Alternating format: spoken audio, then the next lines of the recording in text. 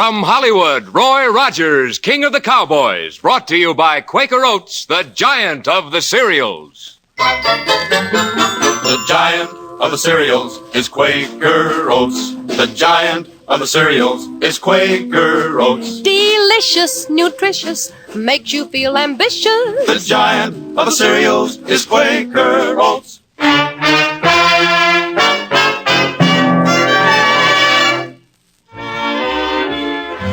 Out of the West and into your home, riding the range of adventure and mystery, blazing a trail of Western song and story. Dale Evans, Gabby Hayes, and America's King of the Cowboys, Roy Rogers.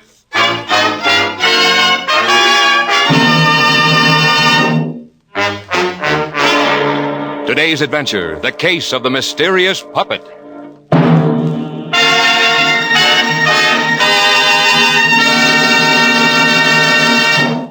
And here is Roy Rogers. Well, howdy, boys and girls, and mothers and dads, too, of course. This is Roy Rogers. This adventure I'm going to tell you about began on a Sunday morning in our little church at Paradise Valley. It was just about like any other Sunday, you know, quiet and peaceful. And as usual, before Reverend Smith began his sermon, Dale and I were singing a hymn. I come to the garden alone, while the dew is still on the roses, and the voice I hear falling on my ear, the Son of God discloses,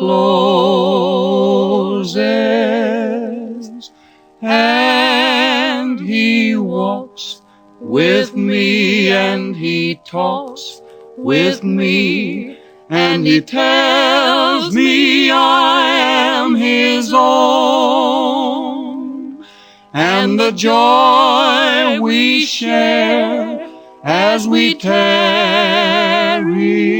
there, none other has ever known.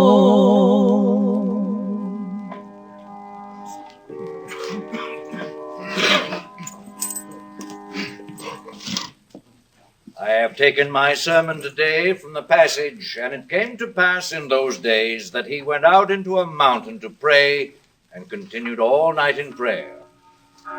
Dear friends, as I sat in my study the other day reading over these words, composing my thoughts, oh dear me.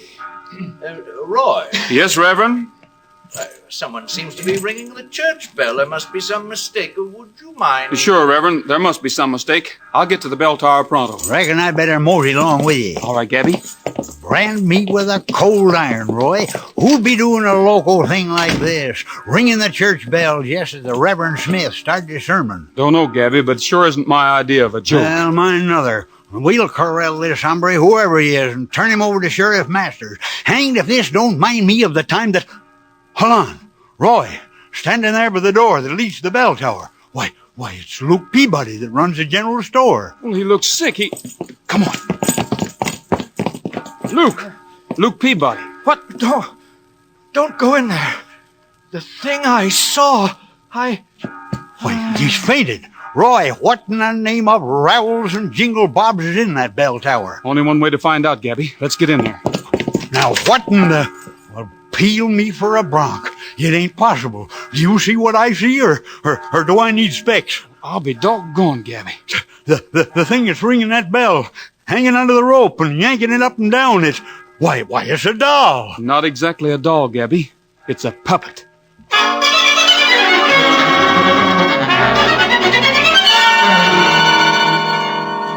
And so on a Sunday morning, this strange mystery began for Roy and our friends when they found a puppet, a marionette made of wood and cloth, ringing the bell in the tower of the little church. Stranger things than that would have happened, though, as we'll learn in a few moments. Now, listen.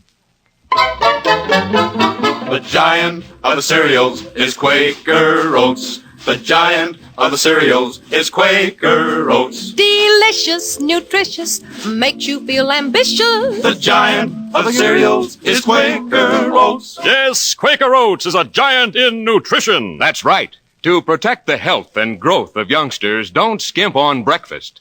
See to it they get delicious whole grain Quaker Oats every morning. For doctors say the more often youngsters eat a good oatmeal breakfast, the better they grow. Yes, nourishing whole grain oatmeal gives you boys and girls more growth and endurance than any other whole grain cereal. As for you, Mom and Dad, a nourishing Quaker Oats breakfast helps avoid mid-morning fatigue, because here again, good whole grain oatmeal gives you more energy and endurance than any of the others. Yes, truly, Quaker Oats is a giant in nutrition. Quaker Oats is a giant in economy. Yes, Quaker Oats still costs less than a penny a serving. Quaker Oats breakfasts save you up to $4 a week for a family of 4 as against scarce, expensive foods. Saves precious minutes in the morning, too, because it cooks so fast. Quaker Oats is a giant in flavor. Yes, Quaker Oats is so delicious, so good to eat, people eat more of it than any other cereal in the world. Delicious, nutritious, makes you feel ambitious. The giant of the cereals is Quaker Oats.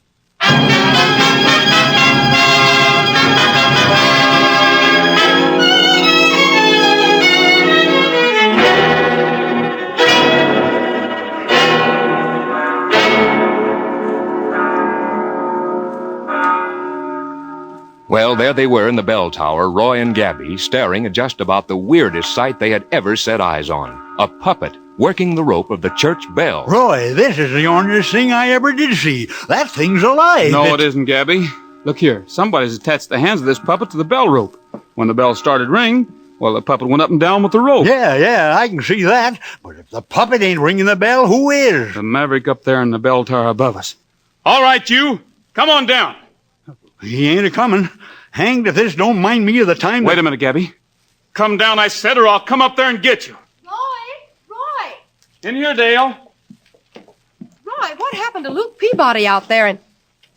Oh, Roy, what's this? It's a puppet. One of them Harriettes that you work with strings. You mean marionettes? Well, I knowed it was some gal's name. That hombre's still playing possum up there in the tower, Gabby. I'm going up after him. You better let me. You ain't carrying no 6 guns. Neither are you. Gabby, who does Roy think's up there? I don't know, Dale. There must be somebody up there. First, it looked to us like it was this here Henriette. Marionette, Gabby. Yeah, well, it looked to us like the thing was pulling on the rope, you see. But, of course, that ain't possible. Some coyote tied it to the bell rope, then got up above there, started pushing the bell to make it ring, and oh, here comes Roy now. Roy?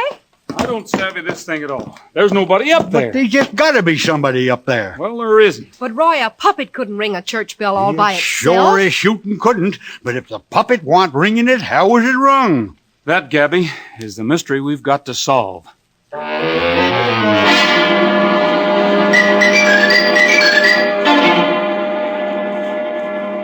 The following day, down at one of the corrals of Roy's ranch, the Double R Bar, Roy had just finished peeling a bronc, and he and Dale and Gabby were sitting on the top rail of the corral fence when...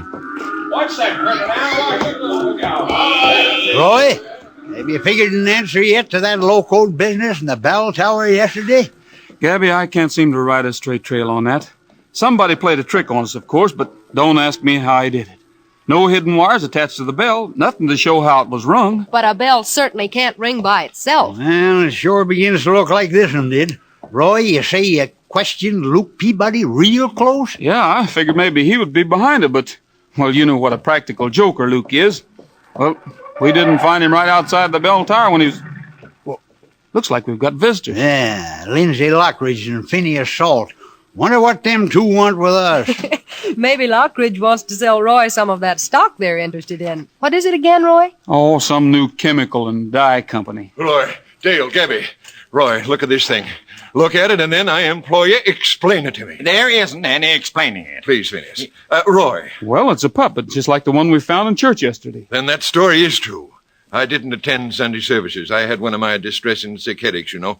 That marionette you found ringing the church bell, did Did it talk to you? Well, if it had, I wouldn't be here now. They'd be scraping me off from the walls of a padded cell. Well, this one spoke to me. It spoke to you. He imagined it, of course. I did not imagine it. I'm not an imaginative man. I'm not a well man Well, either. now, I can't just stand try that and sort of steady thing. down, Lindsay. Steady down. And tell us what happened. Yeah, don't get yourself in an uproar. Well, ill as I felt this morning, sick headache, I reached my office on time, and I tell you, I nearly collapsed. For there, sitting in my chair behind my desk, was this thing.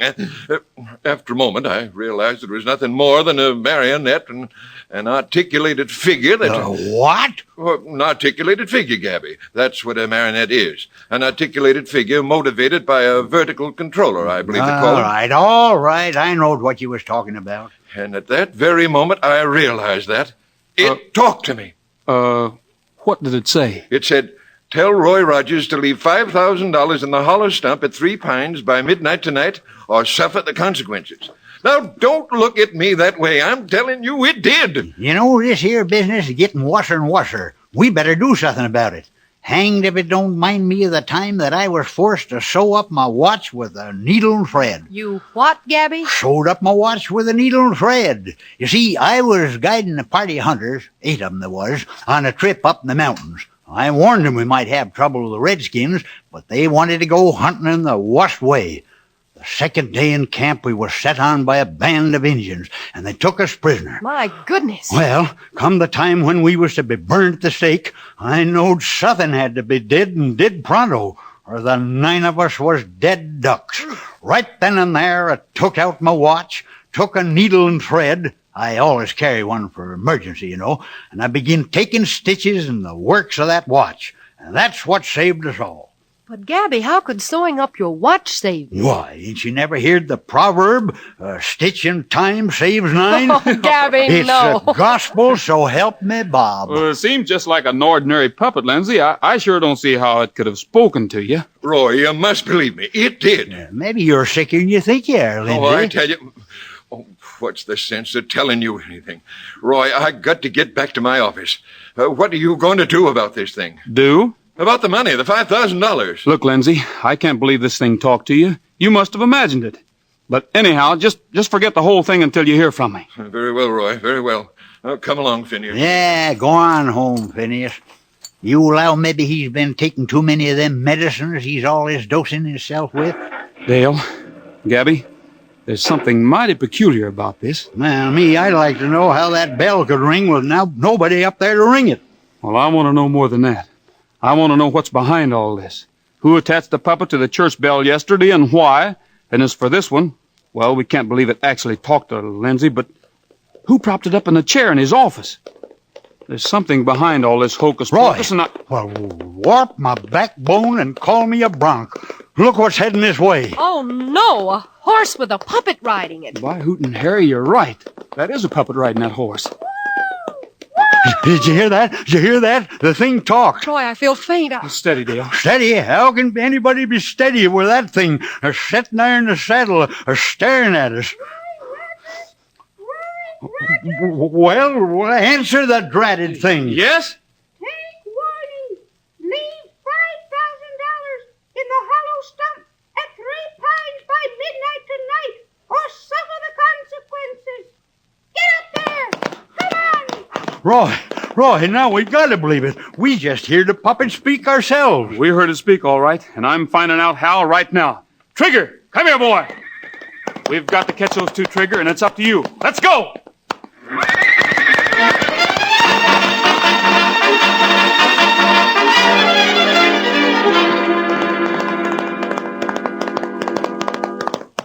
Come on, Trigger. Come on, boy. They've got a good start, and that puppet's a lot lighter than I am. We've got to stop him, Trigger. We've got to stop him. That's it. You're gaining on them. You're gaining. They'll be close enough to rope in a minute. I've got the rope coil now, Trigger. Ready to throw it just as soon as we get... Yeah. Now! Got him. Got him, Trigger. Hold him now. Hold him while I get that puppet in the saddle. Oh, boy. Steady down now. I just want to have a close look at that puppet on your back. Let's see now. Well, I'll be. So that's it. That's how this thing talked.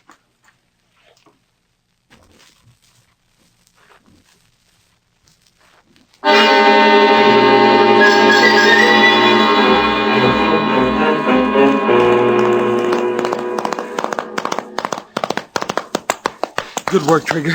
Good work, boy. I know Trigger could beat that critter. Well, I see you got the Henrietta, the Harrietta, oh, shucks, that ornery puppy. I got it all right. What's the answer to it, Roy? How did that thing talk? There's only one answer to that, Dale. And if I'm not mistaken... If you ain't mistaken, what? Hold it, Gabby. Looks like we've got another visitor. It's Reverend Smith this time. Yeah, and he sure is racking into the double R bar. Reverend, what in tarnation... Roy, I need your help. The strangest thing has happened. What is it, Reverend? The poor box at the church. It's been robbed. Oh, who would do a terrible thing like that? I don't know, Dale. I discovered the robbery less than an hour ago. What's more, Roy, I found these inside the box. Strings. Marionette strings. Yes. Roy, what is the meaning of these puppets? I thought that affair of yesterday was someone's idea of a joke. Joke in very poor taste, but still a joke. But this robbing of the poor box, It's no joke. I agree with you, Reverend. It's a trick, and a mighty serious one. Dale, take this puppet to my office, will you? All right. When I get back, I'll show you how it managed to talk. Meanwhile, Reverend, Gabby and I will go back with you. We'll pick up Sheriff Masters on the way. You going to have some hombre arrested, Roy? No, Gabby, but Sheriff Masters may be able to find fingerprints on that poor box. Let's get going. Come on, Trigger. Hit the trail, boy.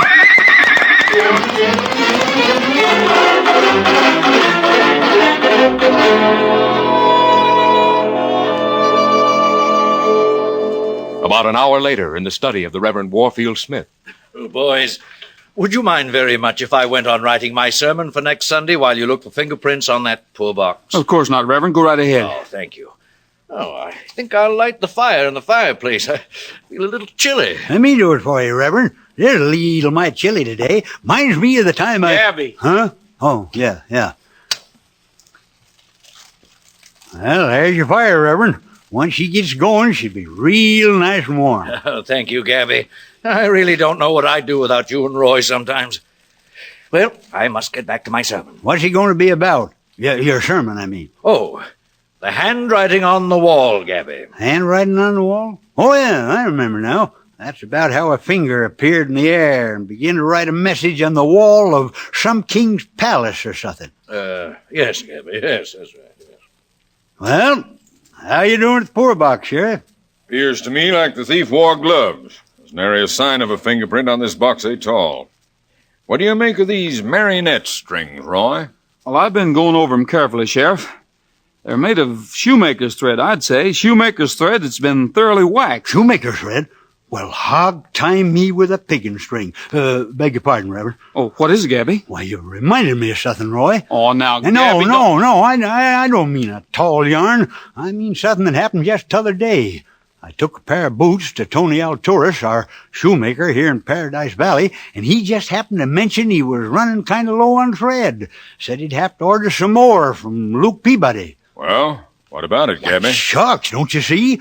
Roy and me, we found Luke outside the belfry door yesterday when somebody had tied that puppet to the bell rope. And these puppet strings, they're made of shoemaker's thread that comes from Peabody's general store. They ain't no double gate about this hoss. Peabody's the hombre behind all this hocus pocus, and I'm going to... Roy, what is it? What are you staring at? Look. What? Great Caesar's ghost. There on the fireplace wall, above the Reverend Smith's head. Well, dear me, what is it? Why, my soul and body. Writing. Handwriting. Beginning to appear on the wall, and there ain't nobody there writing it. Look at it. A message appearing on the wall. As if a ghost... Roy! Steady, all of you. It's a trick. It says, Roy Rogers be warned. $5,000 in the holler stump by midnight, or you will regret it. Roy, what does it mean? What does it mean? It means that... I'll take that. Hello? Roy! Yes, Dale? What is it? Roy, in heaven's name, come quickly. Dale, what? Roy, here in your office, the puppet's talking to me, threatening me. Dale, now steady down. Listen to me. That's just a trick. It's a trick. Yes, I know, but Luke Peabody... Yes? What? Luke Peabody. Hello, Dale. What in tarnation? No time to lose, Gabby. Something's happened to Dale. We're hitting the trail for the double R bar pronto.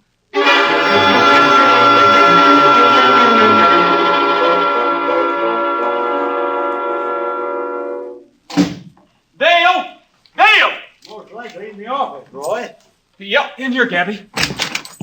What in the... Roy, There on the floor, Luke Peabody. And look, a puppet laying across his body. Luke, come on, snap out of it. Roy? Luke, what happened here? Where's Dale? Dale? Oh, Roy. Roy, you gotta save her. You gotta save her. Yes, but where is she? They took her. They got her, Roy, and you... Who's got her? The puppets. The puppets, they came and... Roy, listen to me. No, you listen to me, Luke. Huh? On your feet, Luke. But Roy... Start talking and talk fast. So he's the hombre behind all this, is he? Let me at him. I'll smoke him up with a 6-gun. No, Gabby. I'll send him to heaven to hunt for a harp. I'll shoot him so full of holes he'll sink when he takes a bath. Oh, boys, no, please. Luke, let's ride a straight trail on this. Robbing the church poor box was bad enough. But now that something's happened to Dale, you better come clean with me pronto. All right, Roy, all right. Now, the puppet ringing the church bell... Don't waste time. I know all that. I know how the bell rang even though there was nobody there to ring it. I know how these puppets were made to talk, and I know how the handwriting appeared on the wall in Reverend Smith's study. You know all that? Yes, but I don't know where Dale is. And that's what you'd better tell me, Luke Peabody. That's what you'd better tell me right now.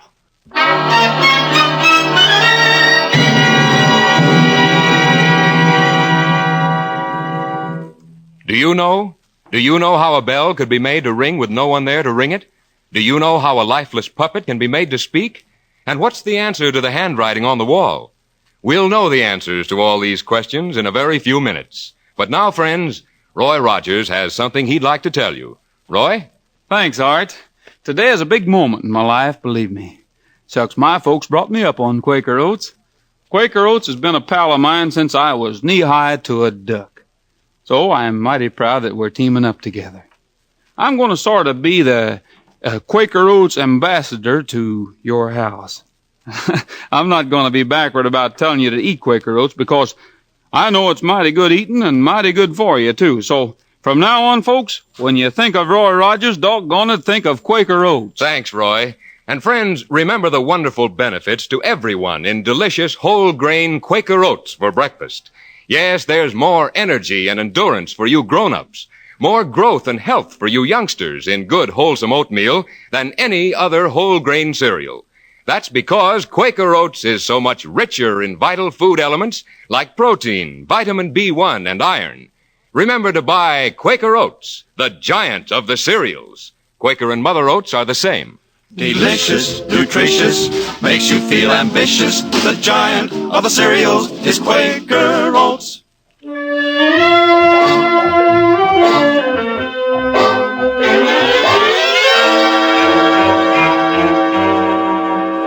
Our scene changes now to the sheriff's office in Paradise Valley.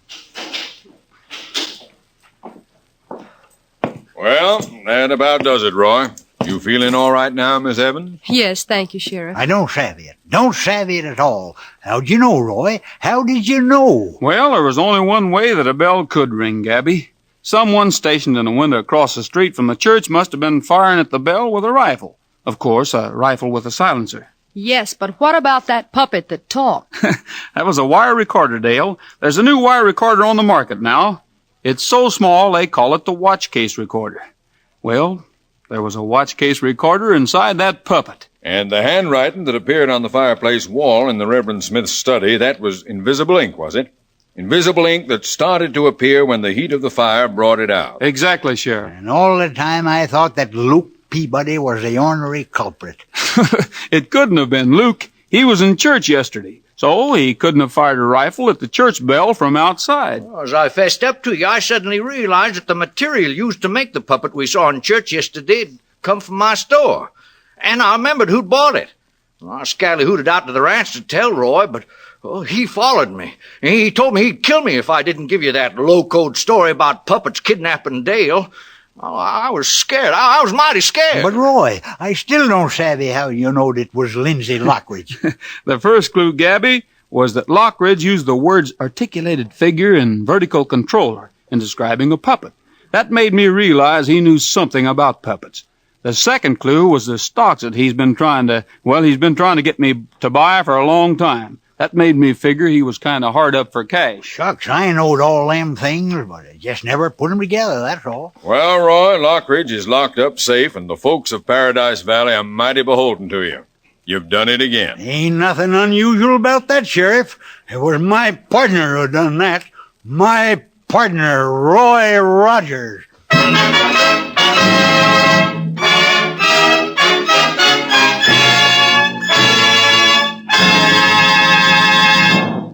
And now, Roy Rogers, Dale, and the gang sing Carry Me Back to the Lone Prairie.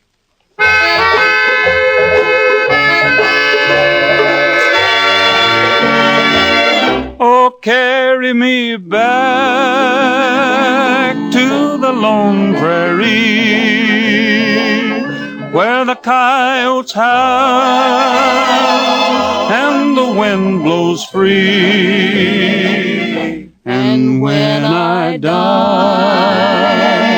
you can bury me 'neath the western sky on the lone prairie. Give me back my saddle, give me back my gun, give me back my bronco that I used to run.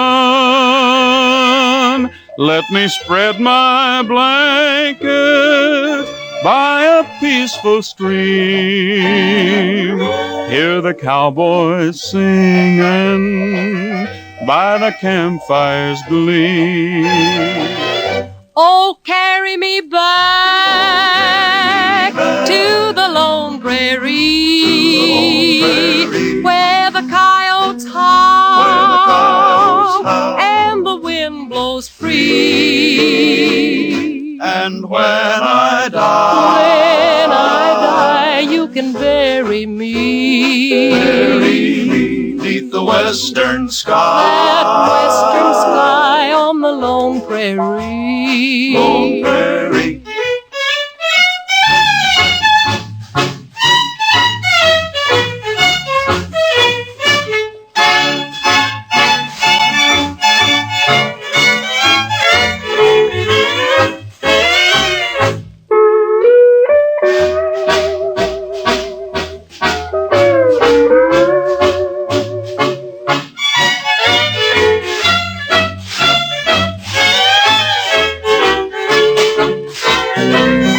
Oh, carry me back to the lone prairie, where the coyotes howl and the wind blows free. And when I die, you can bury me 'Neath the western sky on the lone prairie. 'neath the western sky on the lone prairie.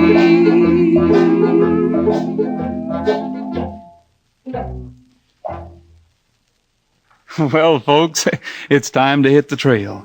Before we go, though, I'd just like to say to all the boys and girls listening in that I'd take it kindly if they were mighty careful about accidents. You know, kids, on the Double R Bar, every cowboy is always on his guard against accidents. I want you to be like that, too. So you do that for me, will you? Fine. And in the meantime, don't forget, smiles are made out of the sunshine and the frown from a rainy day.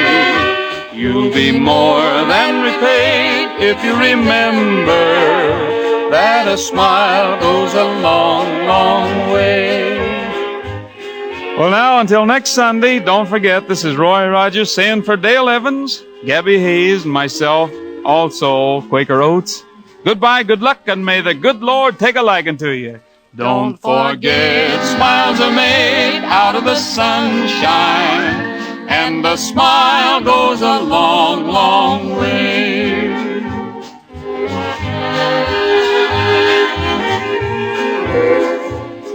This has been a recorded audition created by Sherman and Marquette for its client, the Quaker Oats Company.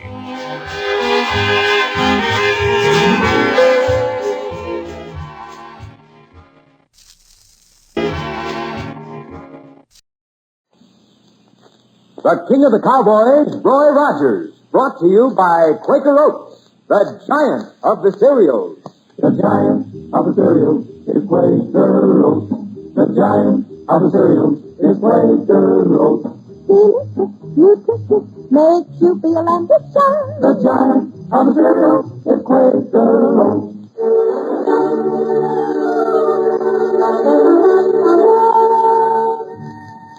Out of the West and into your home, riding the range of mystery and adventure, blazing the trail of Western story and song.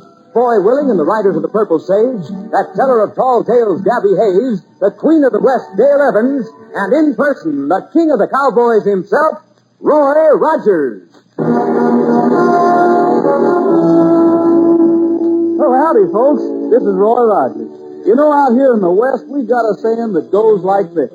A gun can talk, but a man depends on his horse to get him to the place where conversation is possible. I want you to think about that while we're telling this story. The mystery of the Circle E Ranch. And here's old Gabby Hayes, my pal, to start the telling. I'm right on the job, son, as usual.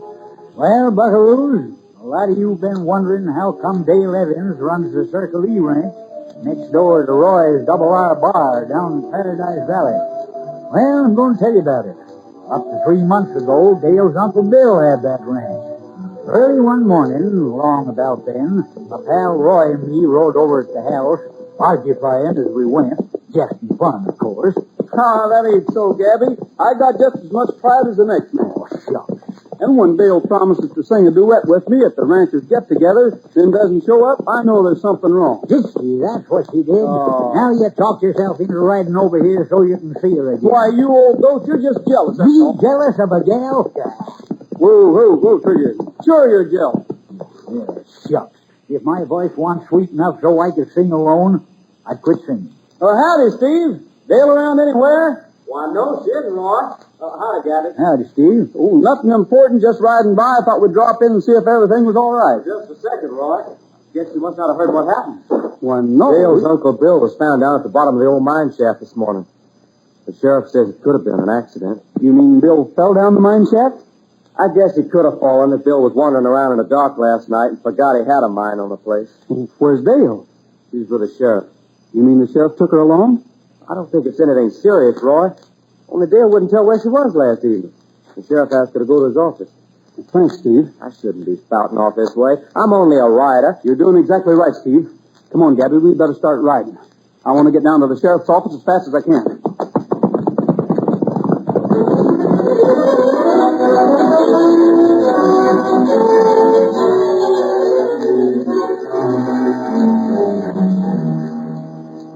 Come in, Roy. Gabby, come in. Thanks, Sheriff. Got some trouble on your hands, eh? You just heard the news about Bill, Sheriff. Yeah. Steve tells me you think Bill's fall was an accident. I'm not committing myself on that yet, Roy. The more I think about it, the more peculiar it seems that a man would accidentally step down a mine shaft on his own place when he knows it's there. Yeah, and Bill was always a careful fella. Sheriff, I understand you're holding Dale Evans. Back in the living quarters, Roy. My wife's fixed up a little something for her to eat. Oh, is it all right if we go back and see her? Sure. Only I think you ought to know she's not here on any picnic, Roy. Yeah, I know, Sheriff. First place, we calculate her uncle stepped or was pushed into the mine shaft last evening. Dale refuses to say where she was last evening. Well, that hardly convicts her, Sheriff. There's something else, too. I found out that her uncle wrote out a new will a couple of days ago, leaving the ranch and cattle to Dale. He took the will down to his lawyer yesterday, left it there so everything could be made legal. The lawyer promised they'd get things ready for signing as soon as possible. Well, I asked Dale about it. Dale thought it already had been signed. Oh. You see, Roy, she thought the ranch would be hers now. That doesn't look any too good. According to the old will, who gets Bill's ranch, Sheriff? Bill's foreman, Dave Willis. Which doesn't look any too good for Dave Willis. Maybe Dave heard about Bill wanting to change the will and decided to get the ranch while getting was good. Maybe. Sheriff, I'm asking you to release Dale. I'm not holding her, Roy. Not yet. Just brought her in for questioning. Well, if you don't mind, I'll take her home then. Hello, Dale. Roy. Oh, Roy, you don't know how glad I am to see you. You'll be all right now. Gabby and I are taking you home. I'm asking your word that you won't leave this territory, Miss Evans. You have my word, Sheriff. Dale, you might save a lot of trouble if you'd tell the sheriff where you were last evening. I can't, Roy. I can't tell now. Law doesn't require a person to talk if what they say will go against them, Roy. We'll call you when we need you again, Miss Evans. I'll be here. Come on, Gabby. Sure, son. We'll ride along home with Dale, then head for the mine shaft. I want to find out all there is to know about this accident.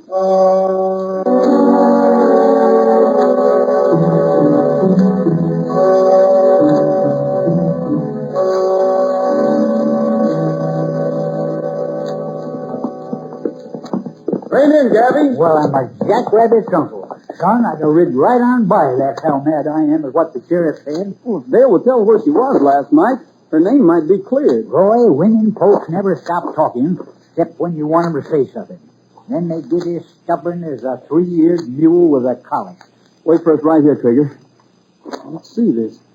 Gabby, I reckon somebody's been here ahead of us. Yeah, sealed up the mine shaft. Yes, sir. The sealing was done in the last couple of hours, too. Because Bill was taken out of here just this morning. Maybe whoever done it had a reason for working so fast, Roy. Something down inside the shaft they don't want seen. Well, let's find something we can use as a crowbar. We'll try to seal off. I'll find one in less time than it takes to... Whoop! Come. Stay right where you are, Gabby. Why? Howdy, Dave. What are you doing around here, Rogers? Gabby, you know Dave Willis, don't you? Bill's foreman. Sure, I know him. I asked you a question, Rogers. What are you doing around here? Oh, I thought maybe I might help clear up this little accident. You're trespassing on my land. In kind of a hurry, aren't you, Dave? This land isn't yours yet, not until the will is I yours. said you're on my land. I'm ordering you to get off. Something down in the mine shaft you don't want somebody to see, Dave? No. I sealed it up because I don't want any more accidents to happen. Bill left this outfit for me, and I'm going to run it right. It isn't yours until a court has read the will. Now get on your horses and clear off my land. I'm able to take care of anything that happens on my own ranch. You got a gun, Dave, and I'm not armed. Nothing else we can do. Gabby's got a gun. You're looking for a fight. Yes, by cracky, I've got a gun and I... Come on, Gabby, straddle your horse. He's probably right. We are trespassing. Look here, Roy. We ain't going to let him get away, are Take it we? easy, Gabby. You better guard that shaft close, Dave. Because the way you're acting makes a man all the more determined to get down and see what you don't want seen. Let's hightail it, Gabby. Come on, Trigger.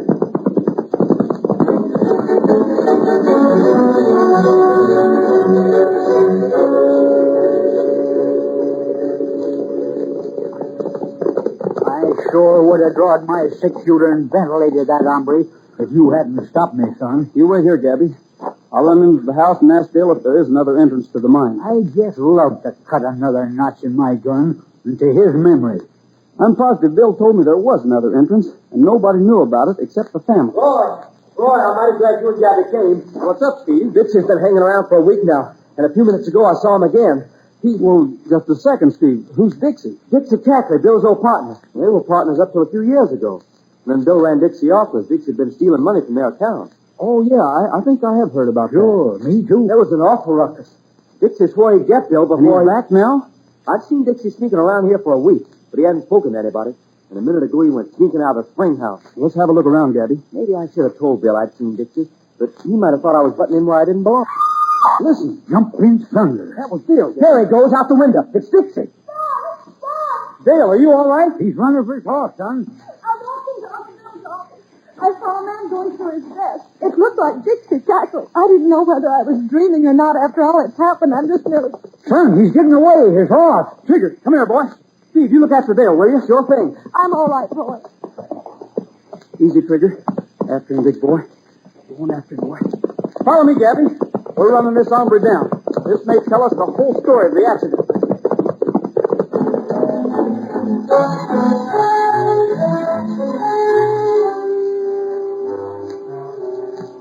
Hey, my partner Roy and me have had some fast rides in our time, but they want one of them any faster than when we went after Bill's old partner. There's a lot more to this story yet. We'll tell it to you just as soon as we have a little get-together on a subject close to Roy's heart. The giant of the cereal is Quaker Oats. The giant of the cereal is Quaker Oats. Delicious, nutritious, makes you feel and shine. The giant of the cereal is Quaker Oats. Say, fellas and girls, do you want to be a star someday in sports and activities? Then start on good Quaker Oats breakfasts tomorrow. Because Quaker Oats help grow the stars of the future. Yes, doctors say the more often youngsters eat a good oatmeal breakfast, the better they grow. That's because a recent survey shows only one school child in 5 gets the kind of a breakfast he should have. There's more growth, more endurance for you ambitious youngsters in nourishing oatmeal than any other whole grain cereal. There's more energy, more stamina for hard-working grown-ups in nourishing oatmeal than any other whole grain cereal. Yet for all these benefits, Quaker Oats still costs less than a penny a serving. Order delicious Quaker Oats from your grocer tomorrow. A giant in nutrition, in value, in flavor. Delicious, nutritious, makes you feel ambitious. The giant of the cereals is Quaker Oats.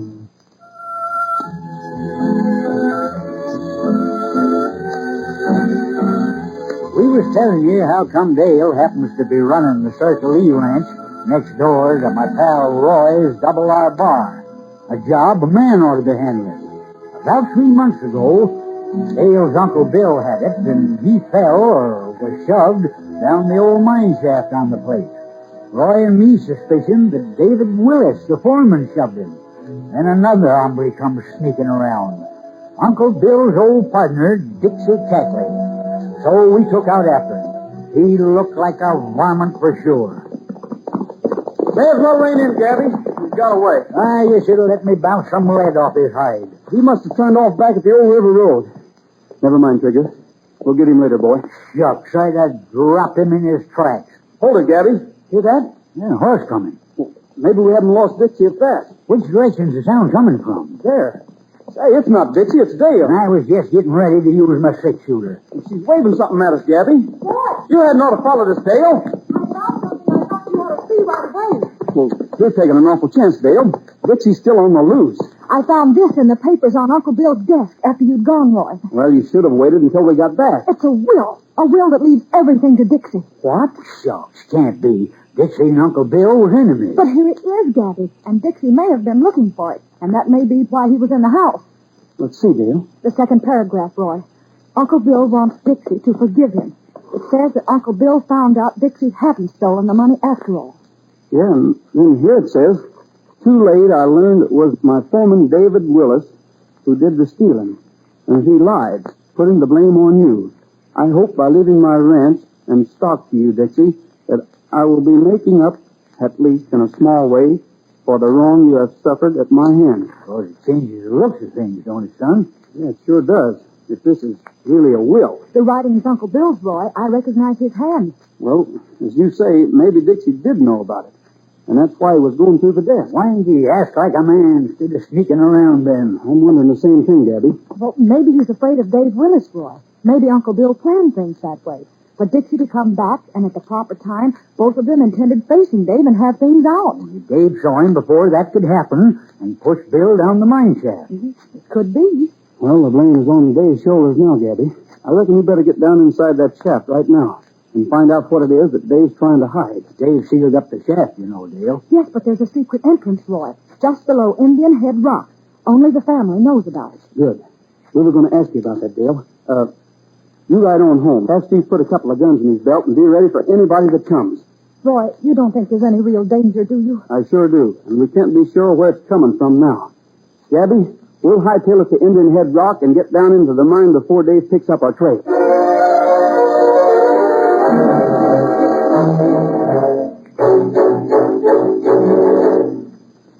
Shucks, the flare went out again. Well, being down here won't do much good unless we have a light. You got another match? It's darker than a hooty owl's heaven. Well, that's better. Sure wasting time. I ain't found a thing down here. Wait a minute. Hold the flare right there for a while. Huh? Fresh scratch has been made in the rock on the wall. Might be writing. It is writing, Roy. Hold the flare steady, Gabby. Let's see if we can make out what it says. Not an accident. Threw me down shaft. Get... What's that last word? Get. It begins with a D. Can't make it out. Must be Bill's final act writing this. Get. could be Dixie. It could be Dave. Yeah, and as far as the sheriff is concerned, it could be Dale. Hey, here's a pocket knife, blade open. Take it along. Better head for the sheriff's office.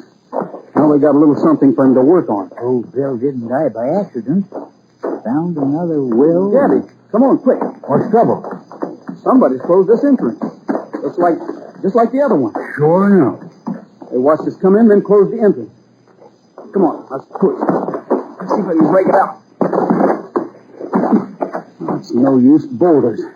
Globed against the entrance. If you remember, the entrance is downhill. We'd have to push him uphill to get out of here. Roy, somebody is meaner than a catamount with two sets of teeth. When I get out of here... If you get out, Gabby. Huh? Whoever sealed this entrance is a killer. He has to get rid of us to save his own life. Sure picked a clean way of doing it. We aren't giving up yet. Trigger's still outside. Oh, Trigger can't push boulders uphill. Well, hold it a minute. Trigger! Trigger, can you hear me, boy? There. Trigger, I want you to go get Dale. Go get Dale. Get Dale, big boy, and bring her back here, will you, fella?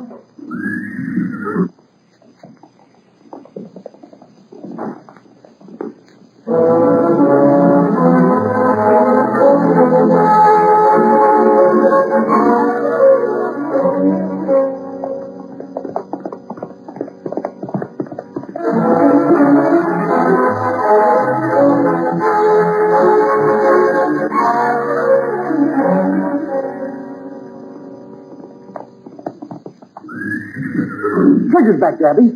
What? Oh, We're here inside the mine, Dale. Somebody closed up this entrance. We'll have you out in a minute, Roy.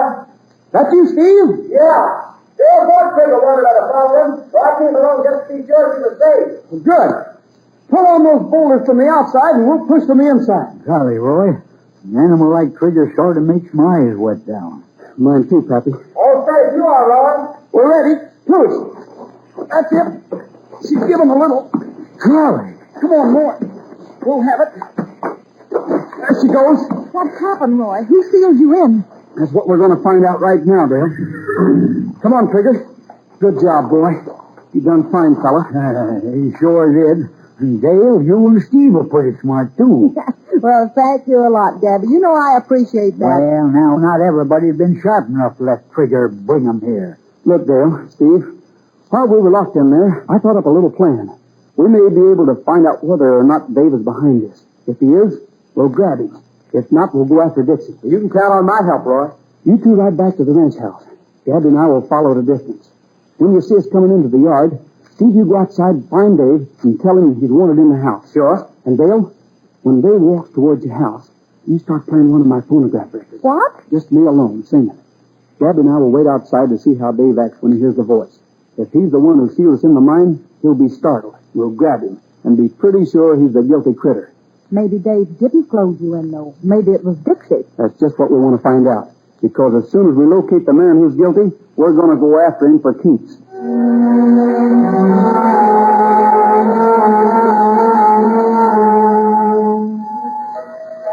He's coming, Gabby. Can you give the signal to Dale? So, he's looking this way from the window. We'll do it then. We want him to hear the singing gradually, so he has plenty of time to figure it's me and go for his gun, if he's guilty. I'll get out of sight. He's got the signal all right. Good. I'm gonna gallop, gallop, gallop to Mexico. I wanna get back where the grass is green to the prettiest gal you've ever seen. I'm gonna gallop, gallop, gallop. He's coming right on, Roy. Maybe he ain't noticed the singing yet. And away I go to There'll be a four-tailed lizard. He's walking straight up to the door as if nothing unusual at all. Rogers, you can stop your singing. Roy, it's Dixie. The other side of the house. Let's get around there. He heard the music and it scared him. He's the guilty one. I guess you've been looking for trouble and now you're gonna get it. Same as Bill did. I'm not in the house, Dixie. Huh? I'm right behind you. He's got a rifle, Roy. I'm ready to meet any kind of a fuss you want. Like this. You're gonna find your tackle along man. Oh, yeah. Let him get in there. Get back, Ellie. Well, Dale and Steve and Dave are coming. If they see you... Well, that's just what I hope they see. That there fella laying stretched out on the ground. Come on, Dixie. Get to your feet. Dixie. Dixie Catlin sure is. I didn't know he was out of prison. Prison? Well, sure, on the forgery charge. Well, I guess it wasn't generally known. Bill didn't want it spread around. Poetry sounds interesting, Dave. Like to hear more about it. During the trouble between Dale's Uncle Bill and Dixie, when they were partners, Dixie forged Bill's name to some papers. That was what caused the big trouble. You've just explained a lot of things, Dave. The will, for one thing. Dale, Dixie wasn't looking for a will in your uncle's desk. He was putting one there. Forged. Must have been watching when we went into the mine, son. And set them boulders against the door. Yeah. Dixie, I reckon the reason you came back here was so you could get revenge on Bill for sending you to prison. Get rid of him first and take the property. That's your idea? You can't prove that I... Never mind the talk. Gabby, you and Steve get an extra horse. We're taking Dixie Cackley back to the sheriff.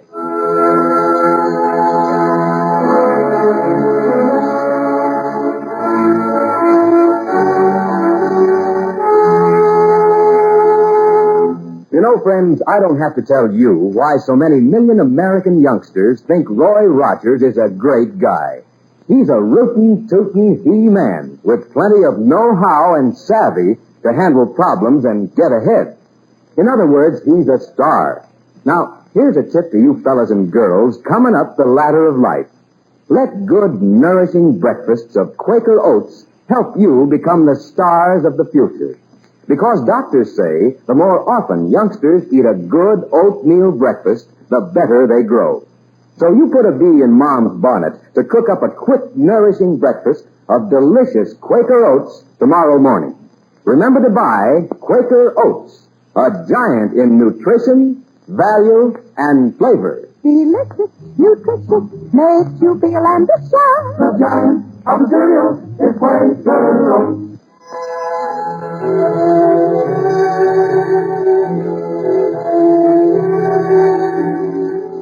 Roy, I guess I owe you and Gabby an apology for the way I acted when we met the other morning. That's all right, Dave. Sure, we know you was excited about losing your boss. Not only that, I knew I was under suspicion, too. Well, I'll have to admit you were, Dave. Son, ain't that sheriff coming? Sure is. Well, Roy, I came to congratulate you and Gabby. Oh, boy. Dixie confessed. You had things figured exactly right. He wanted to take revenge on Bill, then take the ranks. Well, that about clears up everything, except where you were last evening, Dale. I can tell now, Roy. Uncle Bill knew Dixie was around, and he was afraid Dixie would make trouble. So last evening, he asked me to stay with him while he made out a new will. He signed it, too. The property goes to you, Dale? The ranch does, Dave, but half the cattle are yours, and part of the bank account. Also, you have a job just as long as you want one. Thanks, Dale. Roy, I don't know how I'm ever going to thank you and Gabby for what you did for me. Oh, shucks, you want nothing, Dale. Why, of course not. For my part, you can sing a duet with me once in a while. Do that, Dale, and we'll just call her square. What you blushing about, Roy? I'm not blushing.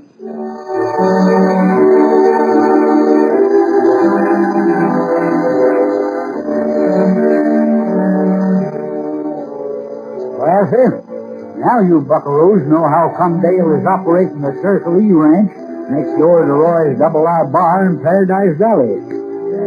Roy wasn't fooling about singing them duets. That boy just loves to sing. And the whole kit and caboodle of us got a song for you right now. Roy, Dale, the writers, the Purple Sage, everybody.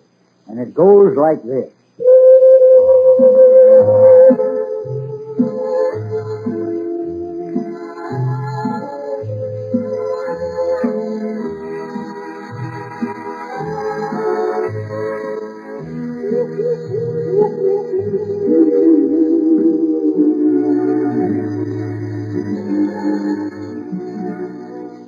Shades of night are falling as the winds begin to sigh, and the world is silhouetted against the sky. Blue shadows on the trail, blue moon shining through the trees, and the flames wail from the distance comes a drifting on the evening breeze. Move along, blue shadows, move along. Soon the dawn will come and you'll be on your way. But until the darkness shares its veil, there'll be blue shadows on the trail. Move along, blue shadows, move along. Soon the dawn will come and you'll be on your way.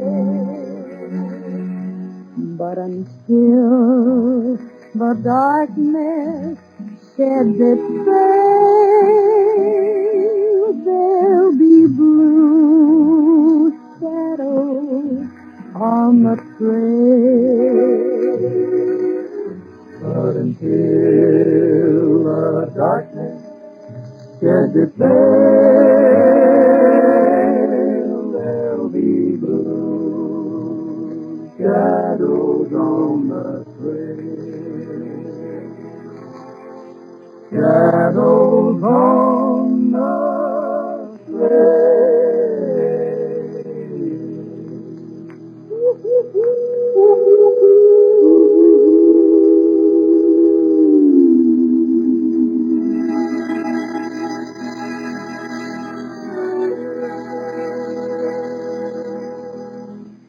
And now, friends, here is a personal message from Roy. Today is a big moment in my life, folks, believe me. My people brought me up on Quaker Oats, so I'm mighty proud that we're teaming up together. I'm going to be sort of the Quaker Oats ambassador to your house. And I'm suggesting that you eat Quaker Oats because I know it's mighty good eating and mighty good for you. So from now on, when you think of Roy Rogers, doggone it, think of Quaker Oats. And now to all of you, from all of us, goodbye, good luck, and may the good Lord take a liking to you. Don't forget Mother May out of the sunshine and the brown from a rainy day. Quaker Oats, the giant of the cereals, presents the Roy Rogers Show each week at this same hour, with the writers of the Purple Sage, Dale Evans, Gabby Hayes, and the king of the cowboys himself, Republic Pictures' great star in person, Roy Rogers.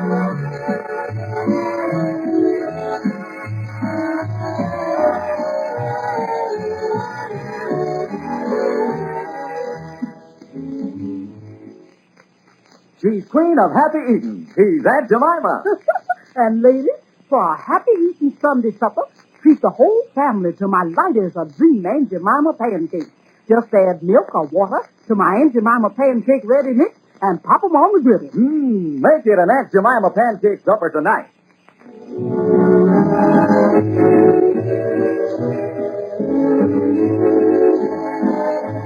Republic's latest Roy Rogers picture is Nighttime in Nevada. Gabby Hayes may now be seen in RKO's Return of the Batmen.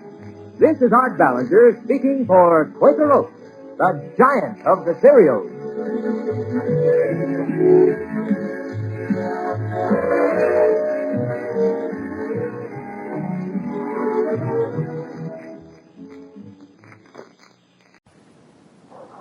The king of the cowboys, Roy Rogers, brought to you by Quaker Oats, the giant of the cereals. The giant of the cereals is Quaker Oats. The giant of the cereals is Quaker Oats. Delicious, nutritious, makes you feel and understand. The giant of the cereals is Quaker Oats.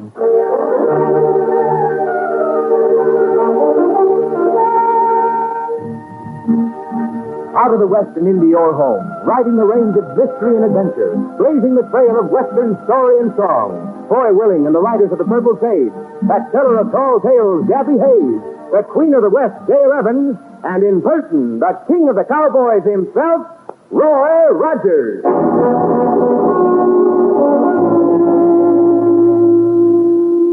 Oh, howdy, folks. This is Roy Rogers. I hope you buckaroos side with me when I say there's nothing lower than a thief. Gabby, what happens to a fellow who steals out here in the West? Well, now, son, I reckon the best way to answer that question is to tell the story of the horse thieves of Paradise Valley. So, sit around the campfires, buckaroos, and I'll relate an adventure so Rip Snorton it'd make a bronc jump right out of his galoshes. Well, about 10 days ago, us folks of Paradise Valley went over to Dale Evans' Circle E ranch for a little shindig he was giving. Now, myself, I went with great reluctance. Because if there's one thing I don't enjoy, it's hobnobbing with women, dancing around and all such things. Just a plain waste of time as far as I'm concerned.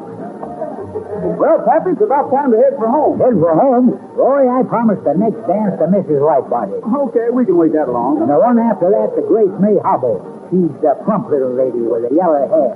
And Edna Steele is just dying to have me run to the new step. No, you don't, Pappy. We're heading for home right now. Oh, shucks. Already, are you? Just coming over to say goodnight, Dale. You ain't got no vitality, the young whippersnapper. I'd like to stay longer, but something's been disturbing our horses lately. Want to check on us first thing in the morning. Well, I'll walk outside with you. Well. Yes, when I find me a plump little lady with yellow hair. Yeah. Hello, Perry. I've been trying to get you in a corner all evening. That's so? I guess I just didn't notice. And you too, Miss Dale. I wonder if you thought to ask Charlie Davidson to your party tonight. Charlie Davidson got a special invitation, Perry, but he didn't even bother to answer. I wouldn't be worrying if I were you, Perry. After the treatment you and the other riders got from Charlie. Well, I'm afraid the day he got in from the east. Didn't matter how long he'd worked for his paw. Sure, but those fine horses the old man was raising. And now, in 6 months, just since Charlie took over, they're mostly gone. Nobody knows where. Roy, do you suppose those riders he brought in could be stealing them? It's possible, I suppose. Charlie was raised in the East by his grandma. He doesn't know anything about running a ranch. Roy, maybe I shouldn't say this, but Charlie Davidson has been trying all over to borrow money. He's even offering to put up his land as security.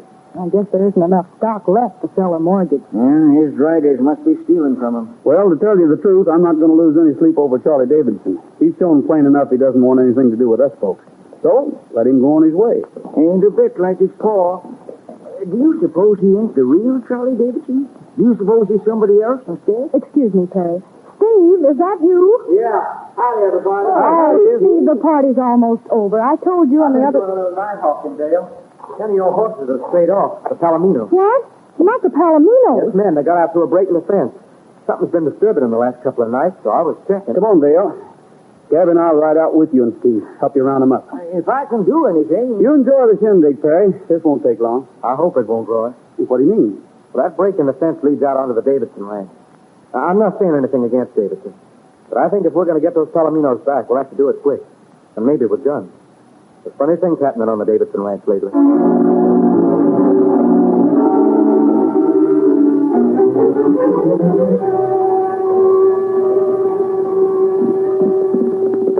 This the break here, Steve? Yeah, that's it. I don't see why the fence should be broken. It's almost new. Well, let's have a look. Post might be loose and laying over the wire. No, the wire's broke. Light a match here, will you, Gabby? Sure thing. That's it. I followed the horses onto Davidson's ranch for a ways, but I lost the trail.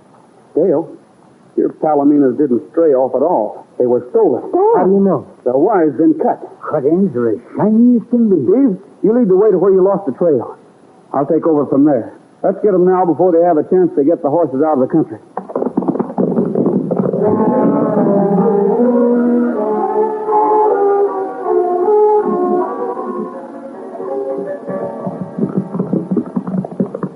Right about here where I lost the trail, Roy. Too bad the moon don't come up till so late. Hard to see what we're doing. I'll help you look, son. I got regular magnifying X-ray eyes. The moon isn't due to rise for a couple of hours yet. And, well, that may be too late for it. Whoever stole the horses will try to get them out of the valley before tomorrow, won't they, Roy? They sure will. A man traveling through the valley with a string of 10 valuable Palominos is bound to attract attention. Roy, somebody's out there. Hey, everybody head for Dale's fence. We can't fight him back in the dark. Come on, Sticky, let's go, boys.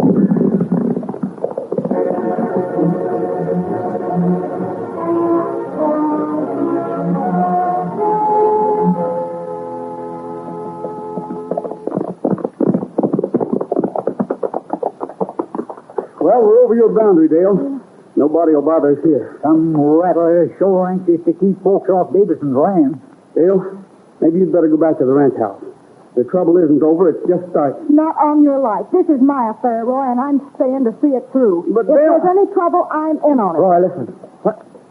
Yeah, I hear him coming this way. Only one rider, though. You tackle him, son. If there's any others, I'll take care of all of them. That you, Miss Dale? It sure is. I figured it was, or you might not have got this far. Mr. Davidson is dead set against people prowling around on his property. You one of Mr. Davidson's riders? Who's asking? I'm asking. Roy Rogers. Oh, yeah, the hombre from the Double R Bar. Sure, I'm a Davidson rider. Why? Don't start anything more. You're a little bit free with your guns, for one thing. But we can talk that over later. There's something here I'd like to show you. It might interest Mr. Davidson. Yeah, always glad to see anything that would interest Mr. Davidson. This fence that separates Miss Evans' Circle E Ranch from Davidson's land has been cut. It didn't break, it was cut. Thanks. That will interest Mr. Davidson. I'll tell him. Maybe he can figure out now what's happened to the horses he's been losing ever since he came here. Just a minute, mister. He suspected a lot of people, but the idea of Miss Evans being low enough to steal a neighbor's... Get up on your feet. Oh, that's the way you want it. All right, I'll give it to you. Look out. You trigger have to help her. I'll make you wish you'd never seen a gun. If you got any more ideas about where Davidson has been losing his stock, I'd advise you to say them before you get up off of the ground. You and I aren't finished yet, brother. Anything you want to say? Nothing right now. Then listen to me. Tim Palominas from the Circle E got through this fence tonight. We're trailing him. And to do it, we're traveling across the Davidson ranch. You got any objections? Not me. I don't care. No? Wait a minute. It's too easy to get shot in the back at night. And the man who did the shooting could claim he thought somebody was trespassing. Especially if he was a side-winding prairie dog, he could claim that. Dale, Gabby and I'll ride to Mineral City and get the sheriff to come back with us. Mm-hmm. There'll be a lot less danger of our being shot if we have the law with us. Doing everything up legal, ain't you, Roger? Well, we'll see how much good the law does next time we meet. Roy, before we can get back to the sheriff, them varmints will run Dale's horses clean out of the valley. They sure will, Gabby. They'll probably start right away. As long as they know they got a few hours before nobody will be bothering them. Then what in blazes are we running to the sheriff for? Why, you was just pretending. You only wanted him to think we was going. Son, you're using your brains just the way I learned you. Dale, Gabby and I'll try to make the Davidson house without getting shot. But, Roy, I don't want... You and Steve head for the sheriff's office. Get him back here as quick as you can. Davidson's going to find that friends can mean a lot before this night's over. All right, Pappy, let's ride. Sure sounds as simple as fighting your hair, don't it? Roy and me going to Davidson's house without getting shot, while Dale and Steve rode for the sheriff. Catching horse thieves ain't so simple. You'll see why as quick as we hear about something Roy's got an awful lot of faith in. The giant of the cereal is Quaker Oats. The giant of the cereal is Quaker Oats. Delicious, nutritious, makes you feel and sound. The giant of the cereal is Quaker Oats. You know, if you're a fellow or girl who has your eye on some goal ahead in the way of a job or athletics or school life, it makes a whale of a big difference what kind of breakfast you eat. Your best bet is a good Quaker Oats breakfast, because Quaker Oats help grow the stars of the future. Yes, doctors say the more often youngsters eat a good oatmeal breakfast, the better they grow. That's because a recent survey shows only one school child in 5 gets the kind of a breakfast he should have. There's more growth, more endurance for you ambitious youngsters in nourishing oatmeal than any other whole grain cereal. There's more energy, more stamina for hard-working grown-ups in nourishing oatmeal than any other whole grain cereal. Yet for all these benefits, Quaker Oats still costs less than a penny a serving. Order delicious Quaker Oats from your grocer tomorrow. A giant in nutrition, in value, in flavor. Delicious, nutritious, makes you feel and sound. The giant of the cereal is Quaker Oats.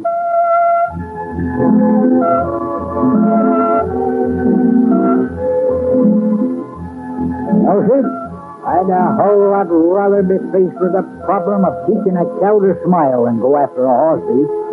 But we had to go after these, so Dale and Steve rode for the sheriff, while my pal Roy and me went towards the Davidson ranch house.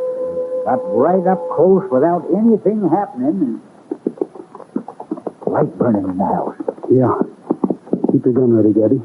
Just in case a rider is stationed here to watch Davidson while the others do their double dealing. Uh-huh. If we get inside the house, I think we'll be all right. And if Davidson will string along with us, we ought to make short work of these horse thieves. Son, I feel like I must have a rock horse running off in the shindig like I've done. I bet you poor Grace May is waiting for that dance yet. Hey, what's this? And her with yellow hair clean down to... Huh?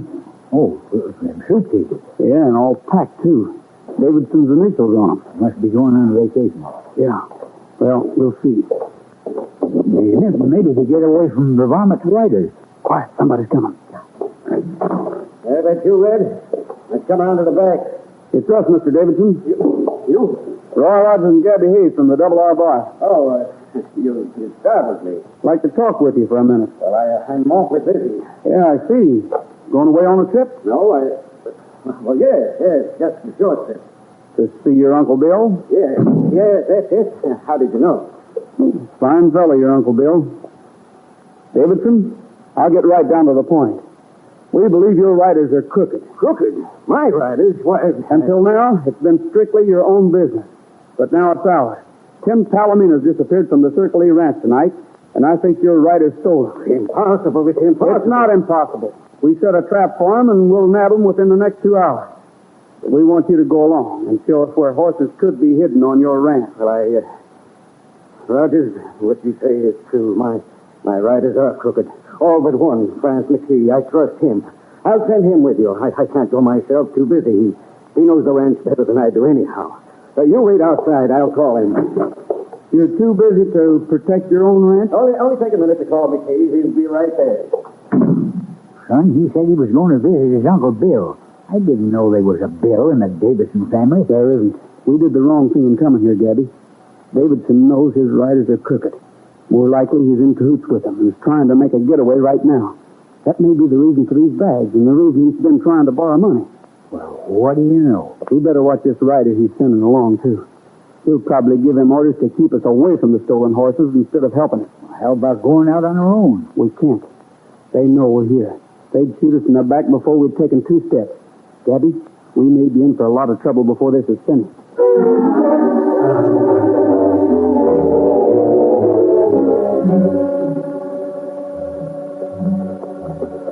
You sure hit it right when you said the Davidson rider would keep us from finding the horses, son. Yeah. I saw a fellow right in on our left. Another came in on the right. And the tree is following about 15 feet behind. We're right in the pocket. Sure are.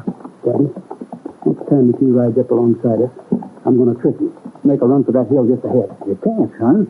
McKee as much as said he'd use his gun if we tried. I'll get Trigger to rear up and cut a few monkey shines when McKee gets here. With the excitement, I'll make a run for it. And if I get to the top of the hill, I'll have a view of the whole ranch. Son, we'll have all 3 of Davidson's zombies shooting at us. McKee's coming up. Daddy, I don't want you to go with me. Somebody's got to contact Dale and the sheriff. Go with McKee if you have to, but try to get away. I'll meet you at the break in the fence later. Well, I reckon you fellas have seen about all there is to see. Look out, McKee! Stay away from the trigger! Take the bit and teeth and go, that's them! All right, Trigger, let's go! Hey, Rogers, boys, get him off. Good Rogers, men. Don't let him get to the top of that hill.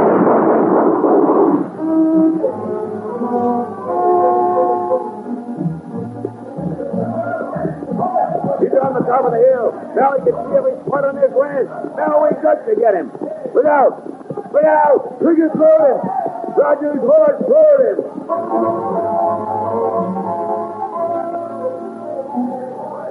He's not here. He disappeared. When he got here at the top of the hill, his horse threw him. The horse kept on running and Rogers disappeared. Hey, where's his partner? We lost his partner, too. Come on. Hightail it for the ranch house. We'll get Davidson. He's got to organize a search. They both got to be found.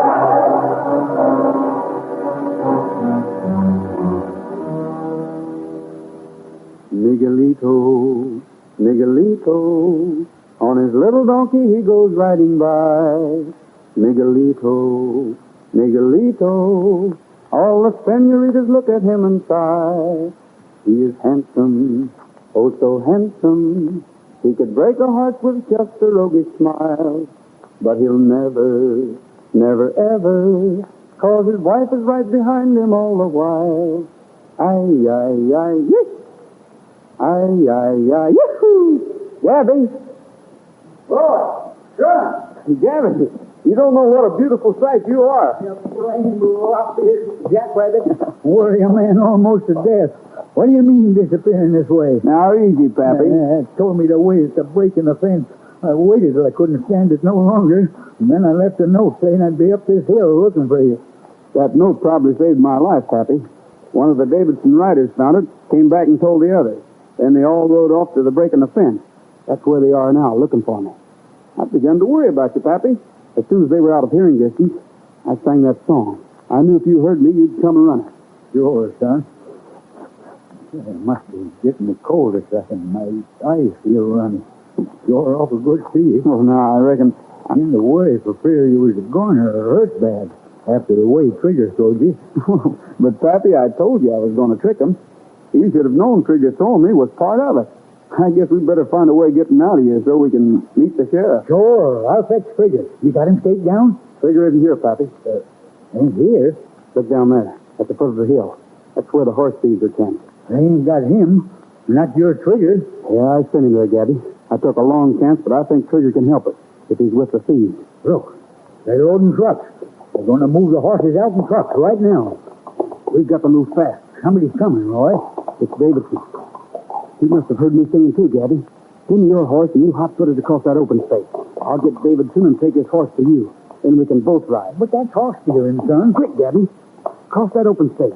Make some noise and let him hear. I'll do it. But I never have no respect for a man that treats his feet that way. Steady, boy. All right, Silk. I've got your hay. Come on, boy. Let's take him. Hey, get me, you limp nose varmint. Take your last thing, hay. Up behind you, boy. Now! I got him, Gabby. I roped him. What are you doing?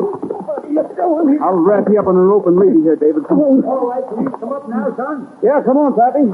Davidson's going to stay right here till I find out why he's been helping steal his own stock. Just, I was hoping I could give him a taste of my fire-driving fist.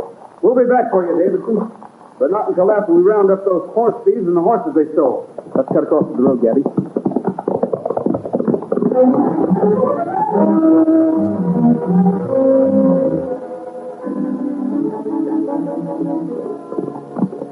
Trucks will have to come along here, Gabby.